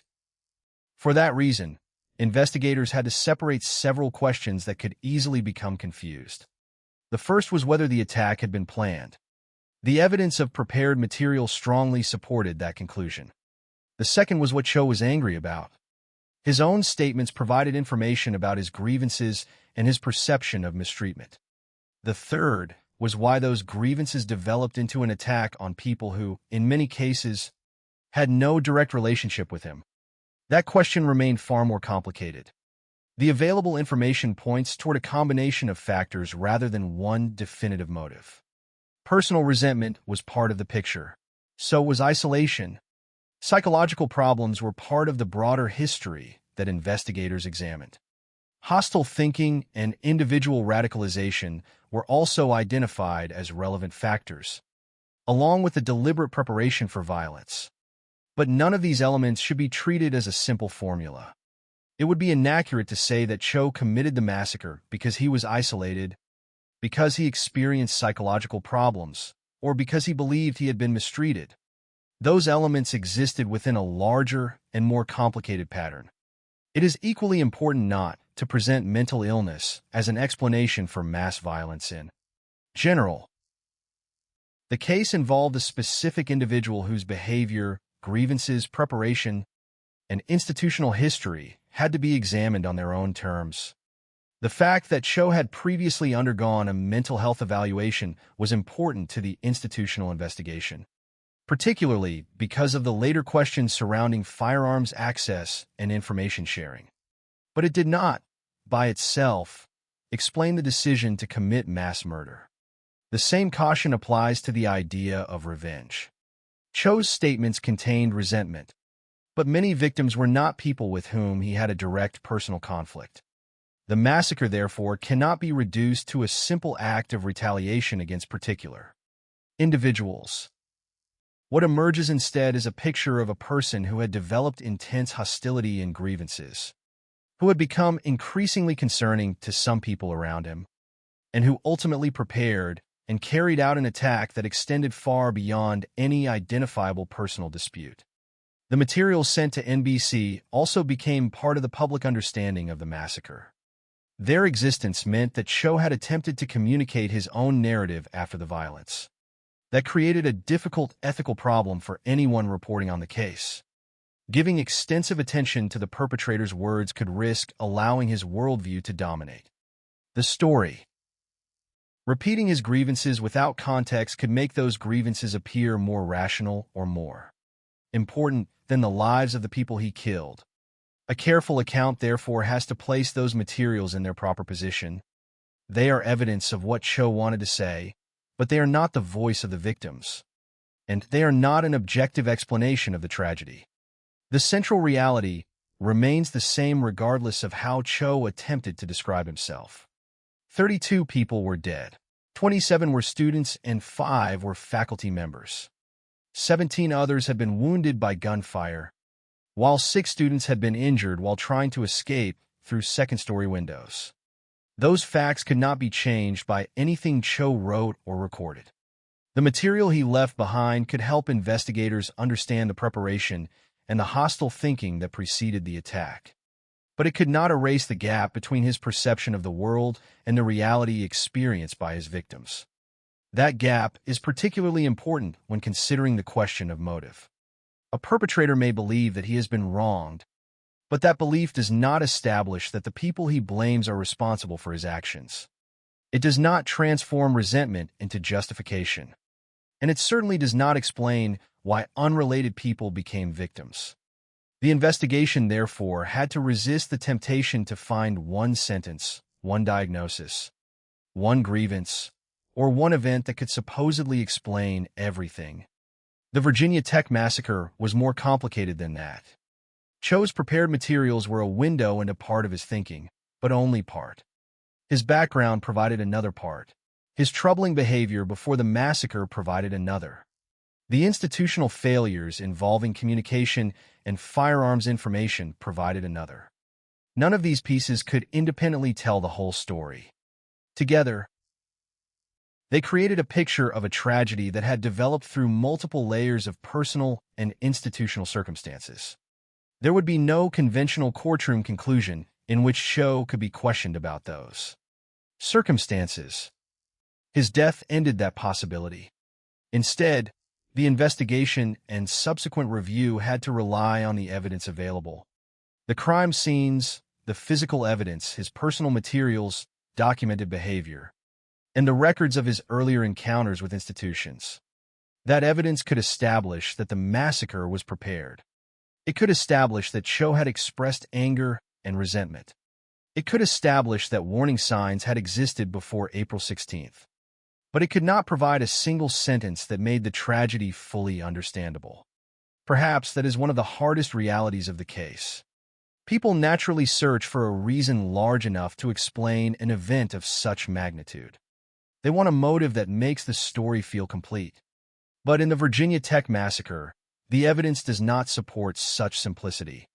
What remains is a collection of facts. A young man who had become increasingly isolated and troubling to some people around him.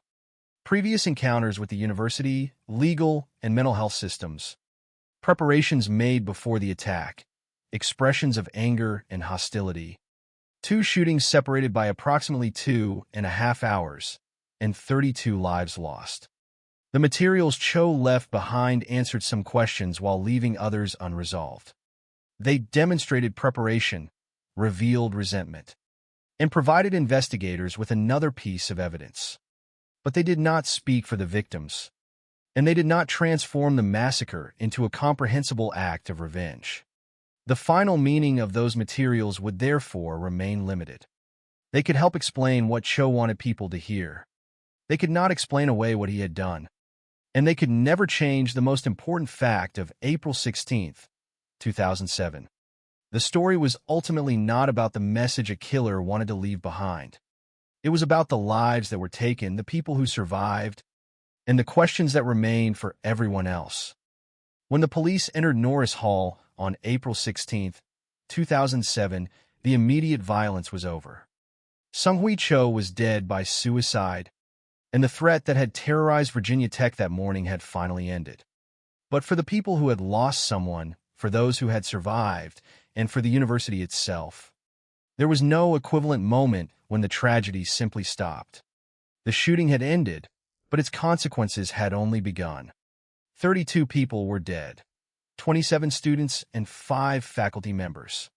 17 others had been wounded by gunfire, while 6 students suffered injuries after jumping from second-story windows in an attempt to escape. Behind those numbers were families who had lost sons, daughters, friends, teachers, and colleagues. The campus that had begun the morning as an ordinary place of education was now permanently associated with one of the most devastating acts of violence in American university history. Because Cho died at the scene, there was no conventional criminal trial.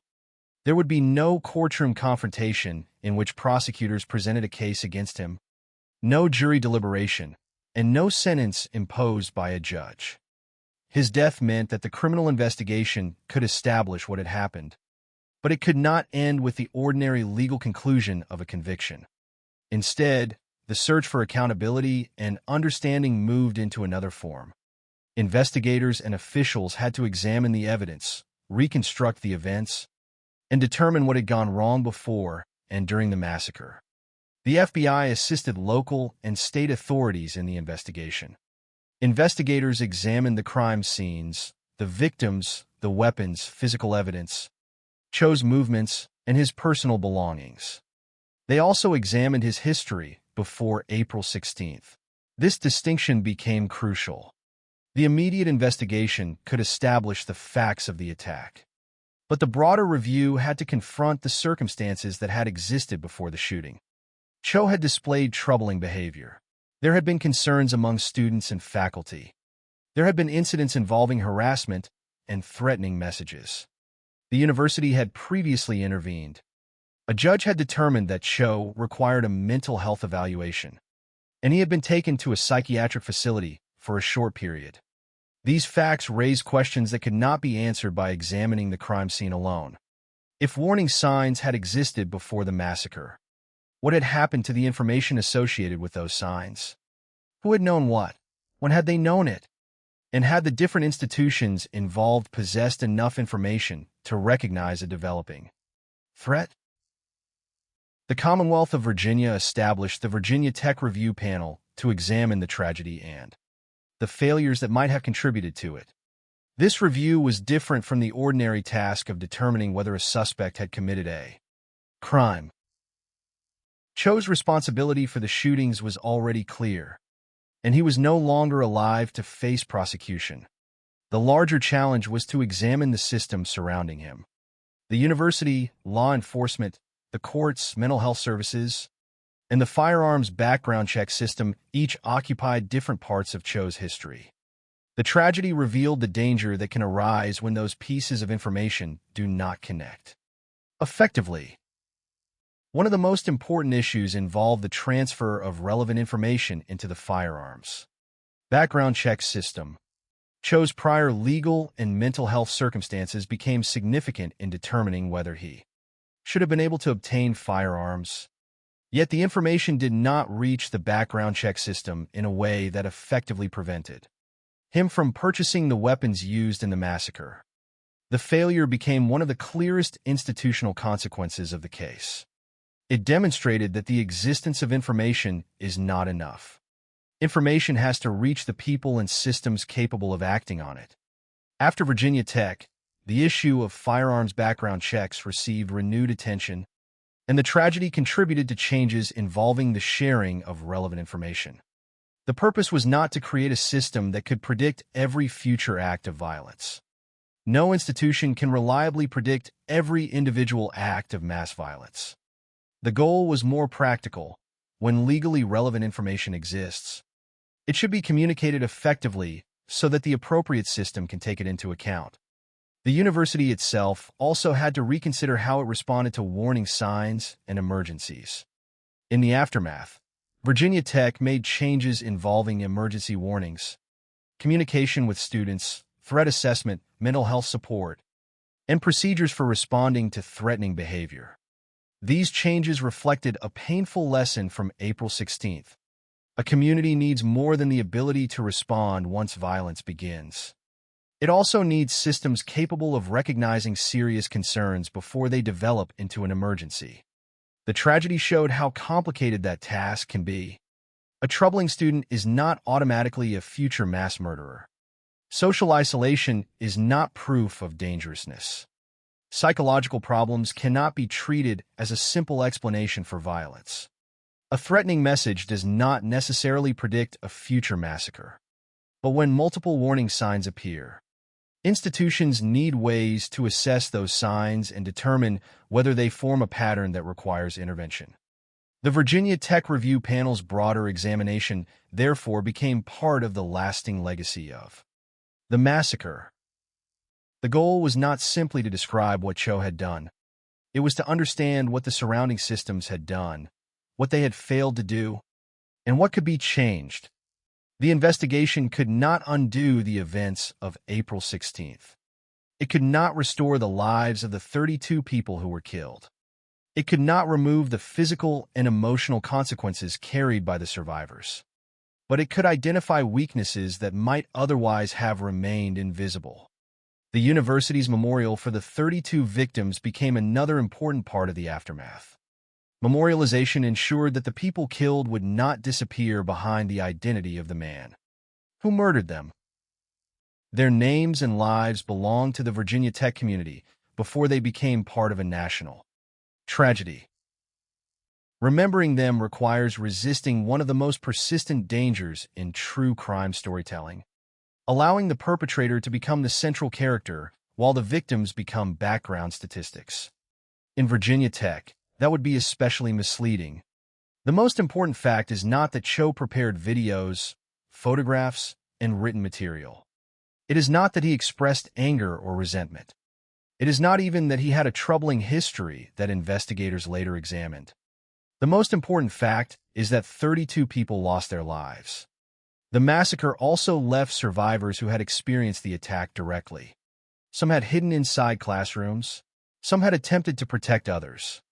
Some had escaped through windows and been injured. Others had been wounded by gunfire and survived. Their experiences became part of the lasting consequences of the attack. The university therefore had to respond not only to death, but also to survival, to people who had witnessed violence, to families facing loss, and to a community forced to reconsider its sense of safety. The story of Virginia Tech also became part of a broader national discussion about active shooter response, threat assessment, mental health intervention, emergency communication, and firearms background checks. The massacre demonstrated that preventing violence is not the responsibility of one institution alone. Universities, courts, mental health services, law enforcement agencies, and other systems may each hold pieces of information that become important when viewed together. If those pieces remain isolated, an opportunity for intervention can be lost. Yet the final lesson must be expressed carefully. It would be too simple to claim that one missed warning caused the massacre or that one institutional change could have guaranteed prevention. The evidence does not support such a conclusion. What the case does establish is that warning signs existed.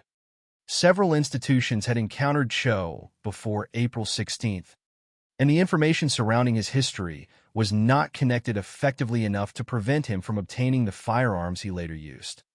The tragedy, therefore, became a painful examination of the difference between noticing a problem and understanding its potential significance. The questions left behind by April 16th remain difficult because they involve hindsight. After 32 people had been killed, earlier events appeared different. A threatening message carried a new weight. A previous intervention seemed more significant. A gap in communication became easier to see. But people making decisions before the massacre did not possess the knowledge that the future would provide. The responsibility of the later investigation was therefore not simply to blame individuals for failing to predict an unimaginable outcome. It was to identify weaknesses in systems and determine how those systems could respond more effectively when similar warning signs appeared. That became one of the enduring consequences of Virginia Tech.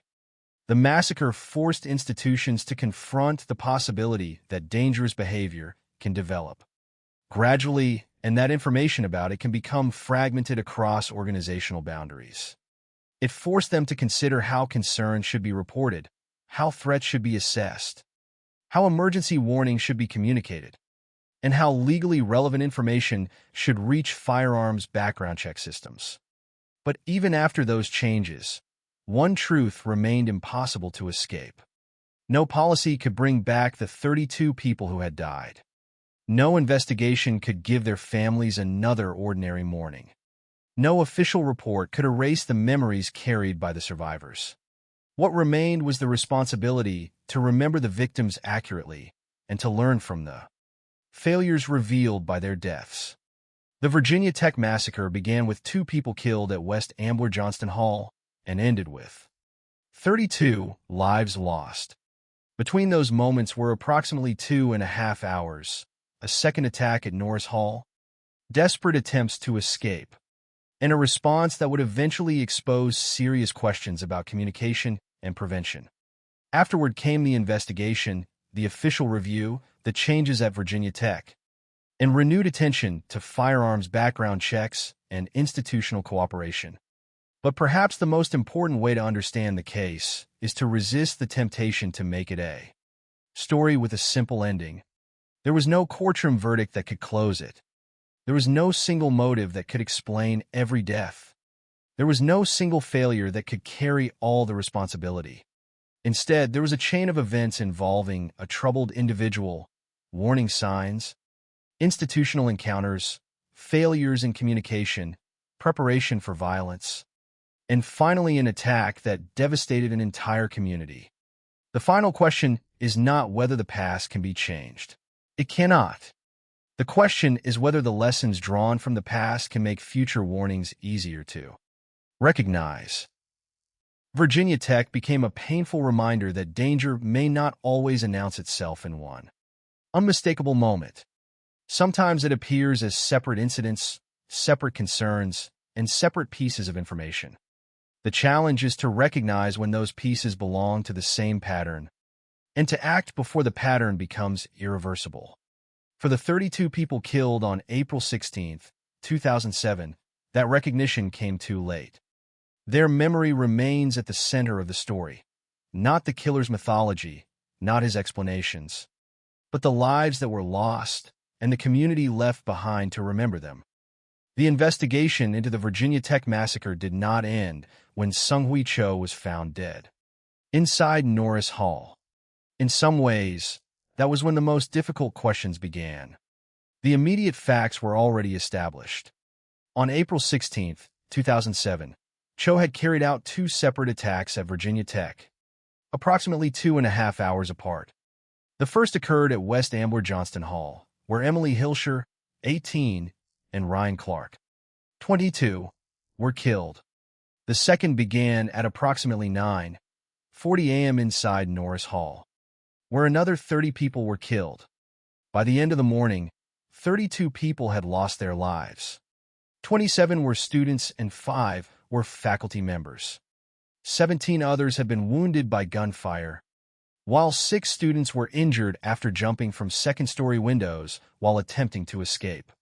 Cho died by suicide when police entered Norris Hall. Those facts could be established through the investigation. What could not be recovered was the ordinary future that those 32 people had expected to have. The aftermath, therefore, had 2 different dimensions. One involved grief, families, friends, classmates, faculty, and survivors confronting an enormous loss.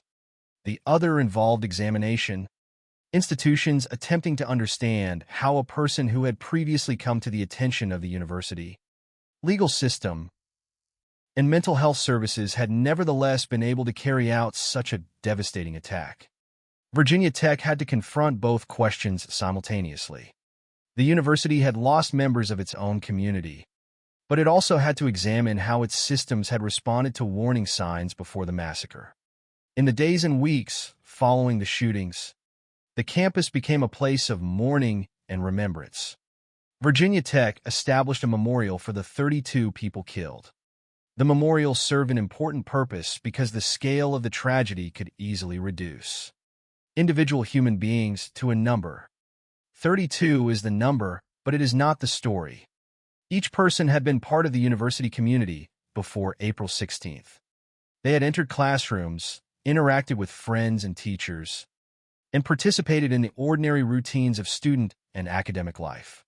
Remembering the victims, therefore, became more than an act of mourning. It was also a way of keeping the focus of the tragedy where it belonged, on the people whose lives were taken and on those who survived them. The aftermath also forced Virginia Tech to reconsider how it communicated during emergencies. The events of April 16th demonstrated the importance of timely information. During a rapidly developing threat, uncertainty can itself become dangerous. Students and faculty need to know what has happened, where the danger may be, and what actions they should take. The university therefore changed aspects of its approach to emergency warnings and communication.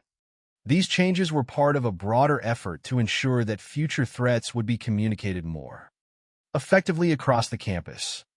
The university also reconsidered threat assessment and mental health support. Cho's history had shown how difficult it can be for institutions to respond to troubling behavior. Before the massacre, concerns had already been raised about his conduct. There had been harassment and threatening messages. The university had interacted with him because of his behavior. A judge had determined that he required a mental health evaluation, and he had spent a short period in a psychiatric facility. Yet none of those events prevented the later violence. The lesson was not that every person who behaves strangely or experiences mental health difficulties should be considered dangerous. Such an approach would be both inaccurate and unjustified. The lesson was that serious warning signs require appropriate assessment, and that institutions need mechanisms for determining when separate incidents may form a larger pattern. That became an important part of the legacy of Virginia Tech. Threat assessment could no longer be viewed simply as a matter of reacting to an obvious emergency. It required attention to behavior before violence occurred, while still recognizing that warning signs are not predictions and that most people who display them will never commit mass violence. This balance is difficult. It requires institutions to take concerns seriously without assuming that every troubled individual is a future attacker. It also requires communication between people and organizations that may otherwise possess only fragments of the same information. The case exposed the consequences of fragmentation. The university had information about Cho. The legal system had information about him. Mental health services had information about him. Other agencies had their own pieces of the history. But those pieces were not connected effectively enough. The tragedy therefore became a lesson in information sharing. A warning that remains inside one institution may have limited value if another institution is the one capable of acting on it. The problem is not simply the absence of information. Sometimes the problem is that information exists but does not travel. One of the most important consequences involve firearms background checks. Cho's previous legal and mental health circumstances were relevant to whether he should have been able to purchase firearms. Yet the information did not enter the federal background check system in a way that effectively prevented him from obtaining the weapons later used in the attacks. After the massacre, this failure received intense scrutiny and contributed to changes designed to improve the communication of legally relevant information. The significance of this development went beyond Virginia Tech. It demonstrated that firearm regulations depend not only on laws, but also on accurate information. In functioning systems, a restriction can exist on paper and still fail in practice if the information required to enforce it does not reach the appropriate database or agency. The massacre, therefore, became part of a wider national discussion about how background checks operate and how information should move between courts, mental health systems, and firearms databases. Yet even this issue must be understood carefully. Improving a background check system cannot guarantee that every future act of violence will be prevented. It can only address situations in which legally relevant information exists and is properly transmitted. The broader challenge remains identifying risks before they become acts of violence. The investigation also changed how the case was understood in relation to active shooter incidents. The FBI classified the Virginia Tech shootings as an active shooter event involving 2 attacks on the same day. The unusual separation between the first and second shootings was particularly significant. The first attack did not immediately reveal the full scale of what was coming. Cho remained on campus, and approximately 2.5 hours later the much larger attack began at Norris Hall. This chronology became an important part of discussions about emergency response. A violent incident may not necessarily be an isolated event. Authorities and institutions must consider whether an initial attack is connected to a continuing threat, especially when the identity and location of the attacker are not immediately known. But the lesson is not simply that every first shooting should automatically be assumed to precede a larger attack. Instead, it demonstrates the importance of evaluating available information as quickly and accurately as possible. The people inside Norris Hall experienced the consequences of that uncertainty directly. Some locked doors, some hid under desks, some tried to help wounded people, some attempted to escape through windows. 6 students were injured during those attempts. Their actions reflected the fundamental reality of the attack. People were forced to make life-or-death decisions in a building where they had expected to spend an ordinary academic morning. The survivors became part of the lasting legacy of Virginia Tech because their experiences demonstrated both the brutality of the attack and the instinct to protect others. Some people attempted to help classmates or colleagues, even while facing danger themselves. Others concentrated entirely on escaping. There was no single response to the crisis because every person confronted it from a different position, with different information and different options. Their survival also carried consequences. The end of the shooting did not necessarily mean the end of its impact on those who had experienced it. The university therefore faced the task of supporting people who had lost friends, relatives, classmates, and colleagues, as well as those who had personally survived the violence. The broader cultural legacy of Virginia Tech also requires caution. The case has sometimes been discussed through the identity and actions of the perpetrator, but focusing excessively on Cho risks creating a narrative in which the killer becomes more memorable than the people he killed. That is precisely the imbalance that a responsible true crime account should avoid. Cho's background, his grievances, his prepared materials, and his actions matter because investigators needed to understand the attack. But his story should never eclipse the lives of the victims. Nor should his own explanations be treated as a definitive account of why the massacre occurred. He left behind videos, photographs, and written material containing anger, and hostility. Those materials showed preparation and offered insight into his grievances, but they did not establish one simple motive. The victims included people with no direct relationship to him, making any straightforward explanation based solely on personal revenge incomplete. The most responsible conclusion is therefore that no single factor adequately explains the massacre. The available evidence points toward a combination of personal resentment, isolation, psychological problems, hostile thinking, individual radicalization, and preparation for violence, alongside institutional failures that allowed warning signs and legally relevant information to remain insufficiently connected. But even that description should not be mistaken for a complete psychological formula. Human behavior is more complicated than a checklist. The value of the case lies partly in recognizing that complexity without allowing it to become an excuse or a justification. Cho was responsible for his actions. His grievances did not justify murder. His experiences did not make his victims responsible for what he chose to do. And his statements cannot transform a mass killing into something understandable merely because he attempted to explain it. The most enduring lesson of Virginia Tech may therefore be found not in a single answer, but in the questions the massacre forced institutions to ask.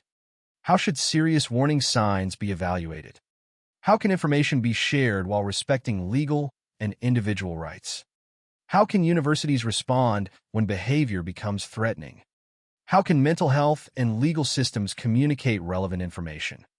How can firearms background checks function effectively when eligibility depends on records held elsewhere? And how should emergency warnings be delivered when an active threat may still be unfolding? These questions became part of the legacy of April 16, 2007. Virginia Tech responded by changing aspects of its emergency communication, threat assessment, mental health support, and response procedures. Broader attention was also directed toward firearms background checks and information sharing. None of those changes could undo the massacre. They could not return Emily Hilscher or Ryan Clark.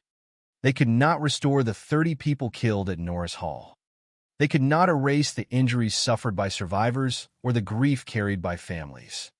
But they could ensure that the deaths were not treated only as an ending. They could become a reason to examine the systems that had failed and to improve them where possible. That is perhaps the most difficult form of reflection after a tragedy, accepting that there may never be a complete explanation while still refusing to stop asking what can be learned. The Virginia Tech massacre cannot be reduced to a story about one isolated individual, one mental health issue, one grievance, or one institutional mistake.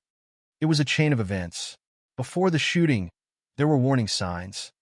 During the morning of April 16th, there were 2 separate attacks. Afterward, there was an investigation into the physical evidence, Cho's preparation, his history, and the institutional responses surrounding him. And beyond the investigation came a long process of mourning, reform, and remembrance. The final responsibility belongs to those who remain, to remember the 32 people as individuals, to acknowledge the suffering of those who survived, and to examine honestly the failures that the massacre exposed. The story of Virginia Tech should not end with the image of the killer or with the number 32. It should end with the recognition that every victim represented a life that existed before the tragedy and a future that was suddenly taken away.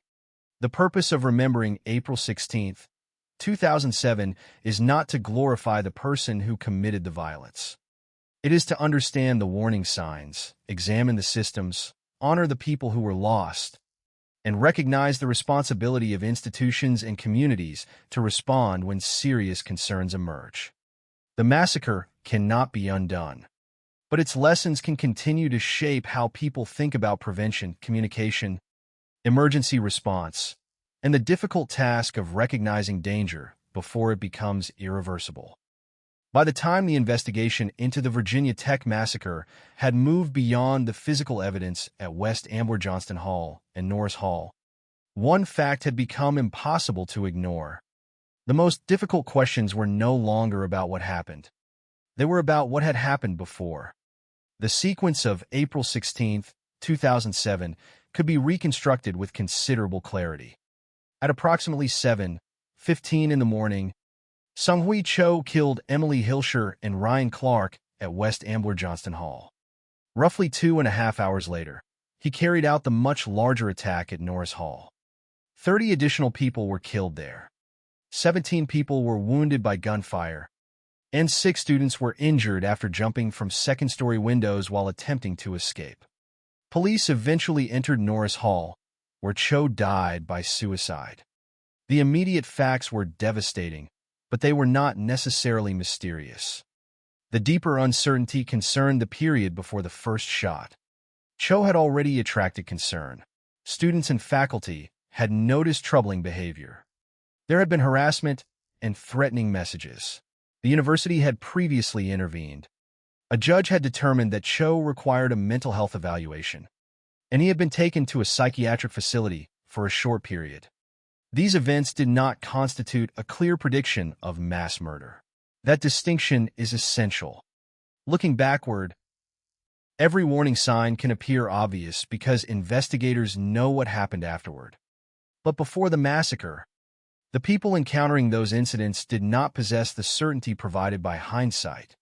A troubling student is not automatically a future killer. A threatening message does not necessarily lead to violence. Social withdrawal is not proof of dangerousness. Psychological problems are not, by themselves, an explanation for mass murder. The challenge was therefore not simply to identify whether Cho had displayed concerning behavior. He had. The challenge was to determine whether the separate pieces of information surrounding him should have been connected into a broader assessment of risk. That question became one of the central themes of the Virginia Tech Review Panel's work. The panel, established by the governor, examined the events surrounding the massacre and the institutional failures that might have contributed to the tragedy. Its examination reached beyond the university itself. Cho's history crossed several systems: the university, the legal system, mental health services, law enforcement, and the firearms background check system. Each system could possess information that was relevant to understanding him, but information held in one place did not necessarily become available in another. The resulting fragmentation created one of the most important lessons of the case. A warning is useful only if the people capable of responding to it know about it.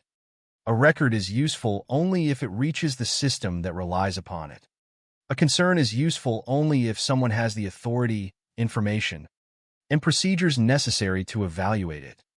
Virginia Tech demonstrated what can happen when these elements do not connect effectively. One of the clearest examples involved firearms access.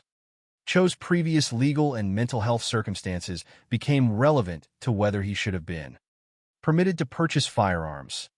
Yet the information concerning his history was not transferred into the federal background check system in a manner that effectively prevented him from obtaining the weapons he later used. This became a major focus of scrutiny after the massacre. The significance was broader than the individual case. It demonstrated that a legal restriction can fail if the information required to enforce that restriction is missing from the system designed to conduct the background check. The lesson was not that databases can predict violence. They cannot. Nor was it that mental health history alone should determine whether someone is dangerous. The issue was whether legally relevant information had been communicated effectively enough to perform the background check as intended. After Virginia Tech, improving the flow of relevant information became an important part of the response.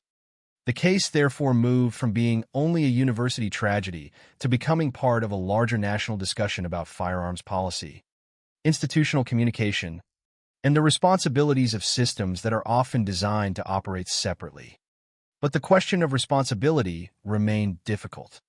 It would be tempting to assign the entire tragedy to one institutional failure, especially because identifying one cause can make a complicated event easier to understand. The available information does not justify that conclusion. The massacre involved multiple factors. Cho had developed grievances and resentment. He had become increasingly isolated. He had displayed troubling behavior. There had been encounters with mental health and legal systems. He had prepared material before the attack, including photographs, videos, and written material that he sent to NBC News. He ultimately acquired firearms and used them in 2 attacks. These elements existed together, but they should not be treated as a simple chain in which one event inevitably caused the next. Human behavior does not work that neatly. The fact that Cho had experienced difficulties did not make the massacre inevitable. The fact that institutions had encountered him did not mean that they could have known with certainty what he would eventually do.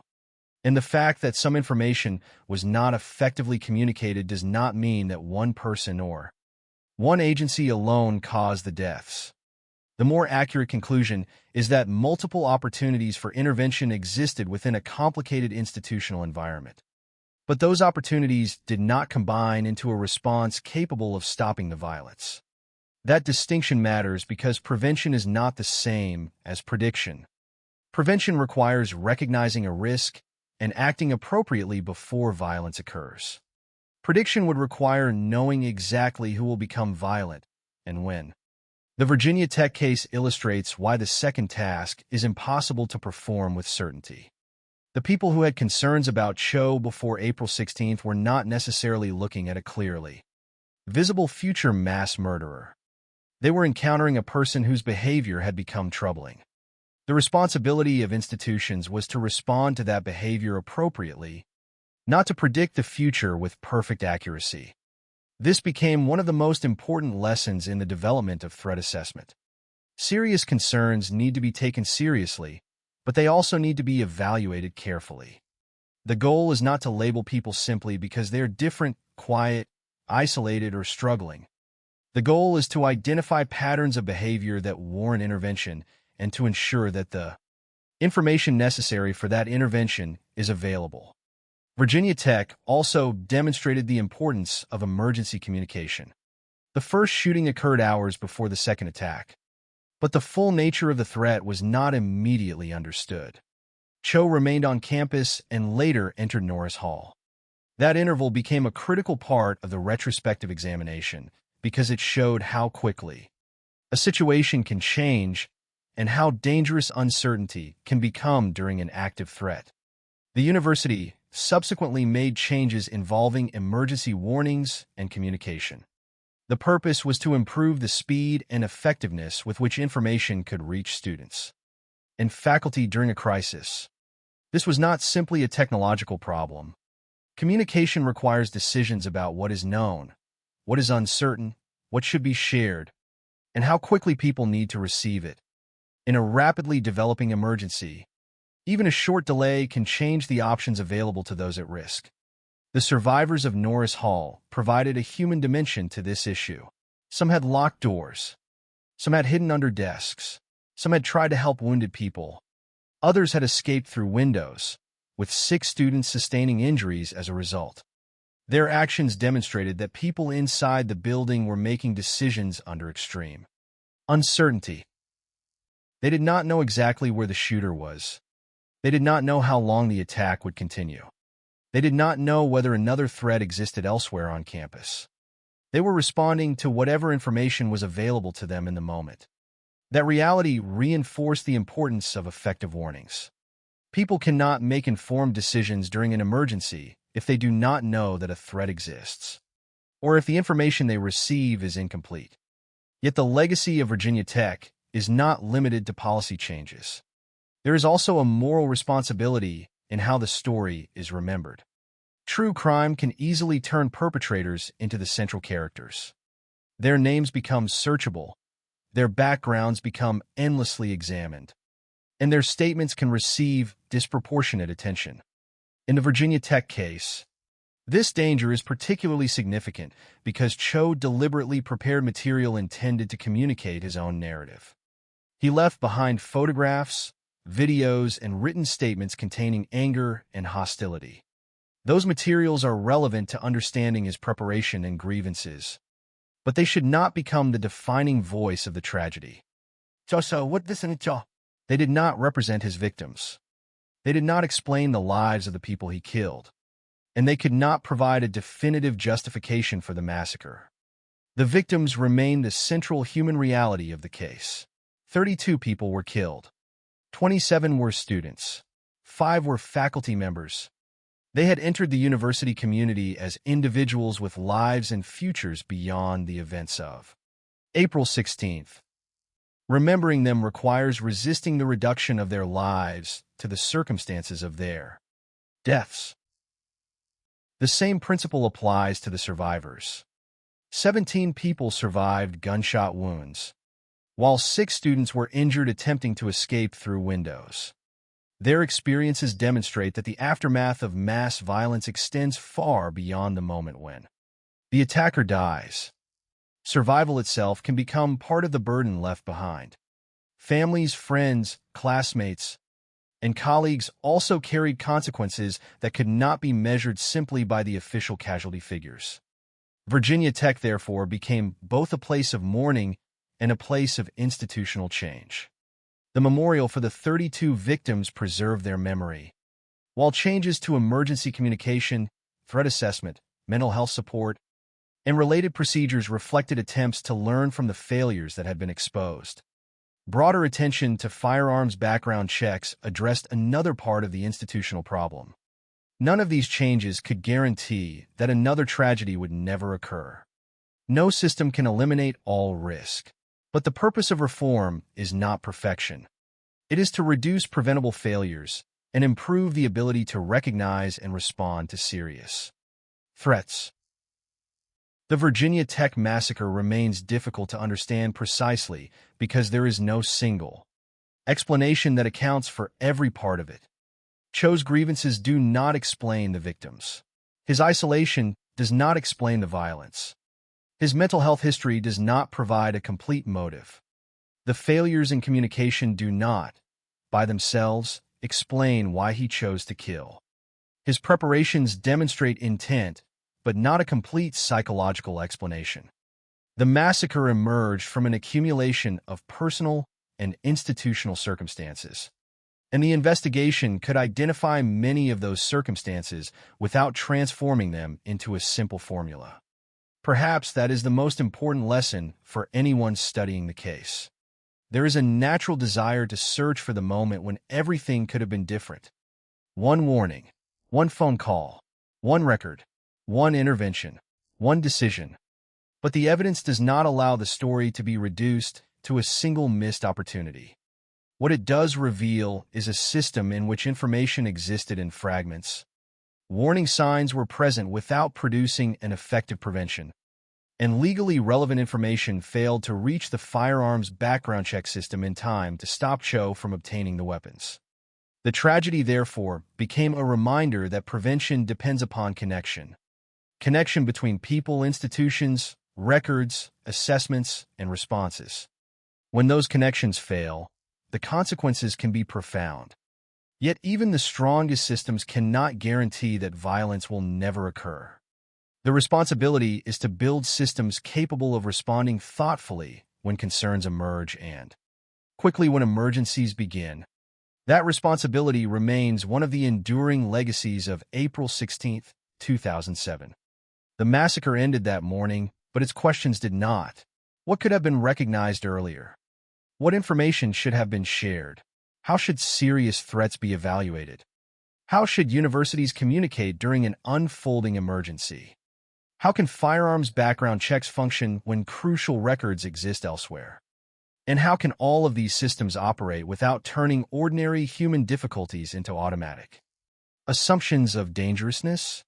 There are no perfect answers, but the questions themselves became part of what Virginia Tech left behind. The 32 people killed cannot benefit from the reforms that followed.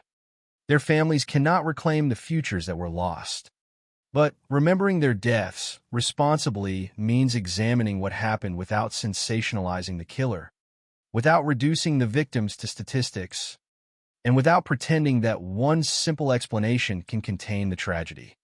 The story of Virginia Tech is ultimately a story of lives interrupted, warning signs that existed but failed to become an effective intervention, institutions forced to confront their own weaknesses, and a community that had to rebuild after unimaginable violence.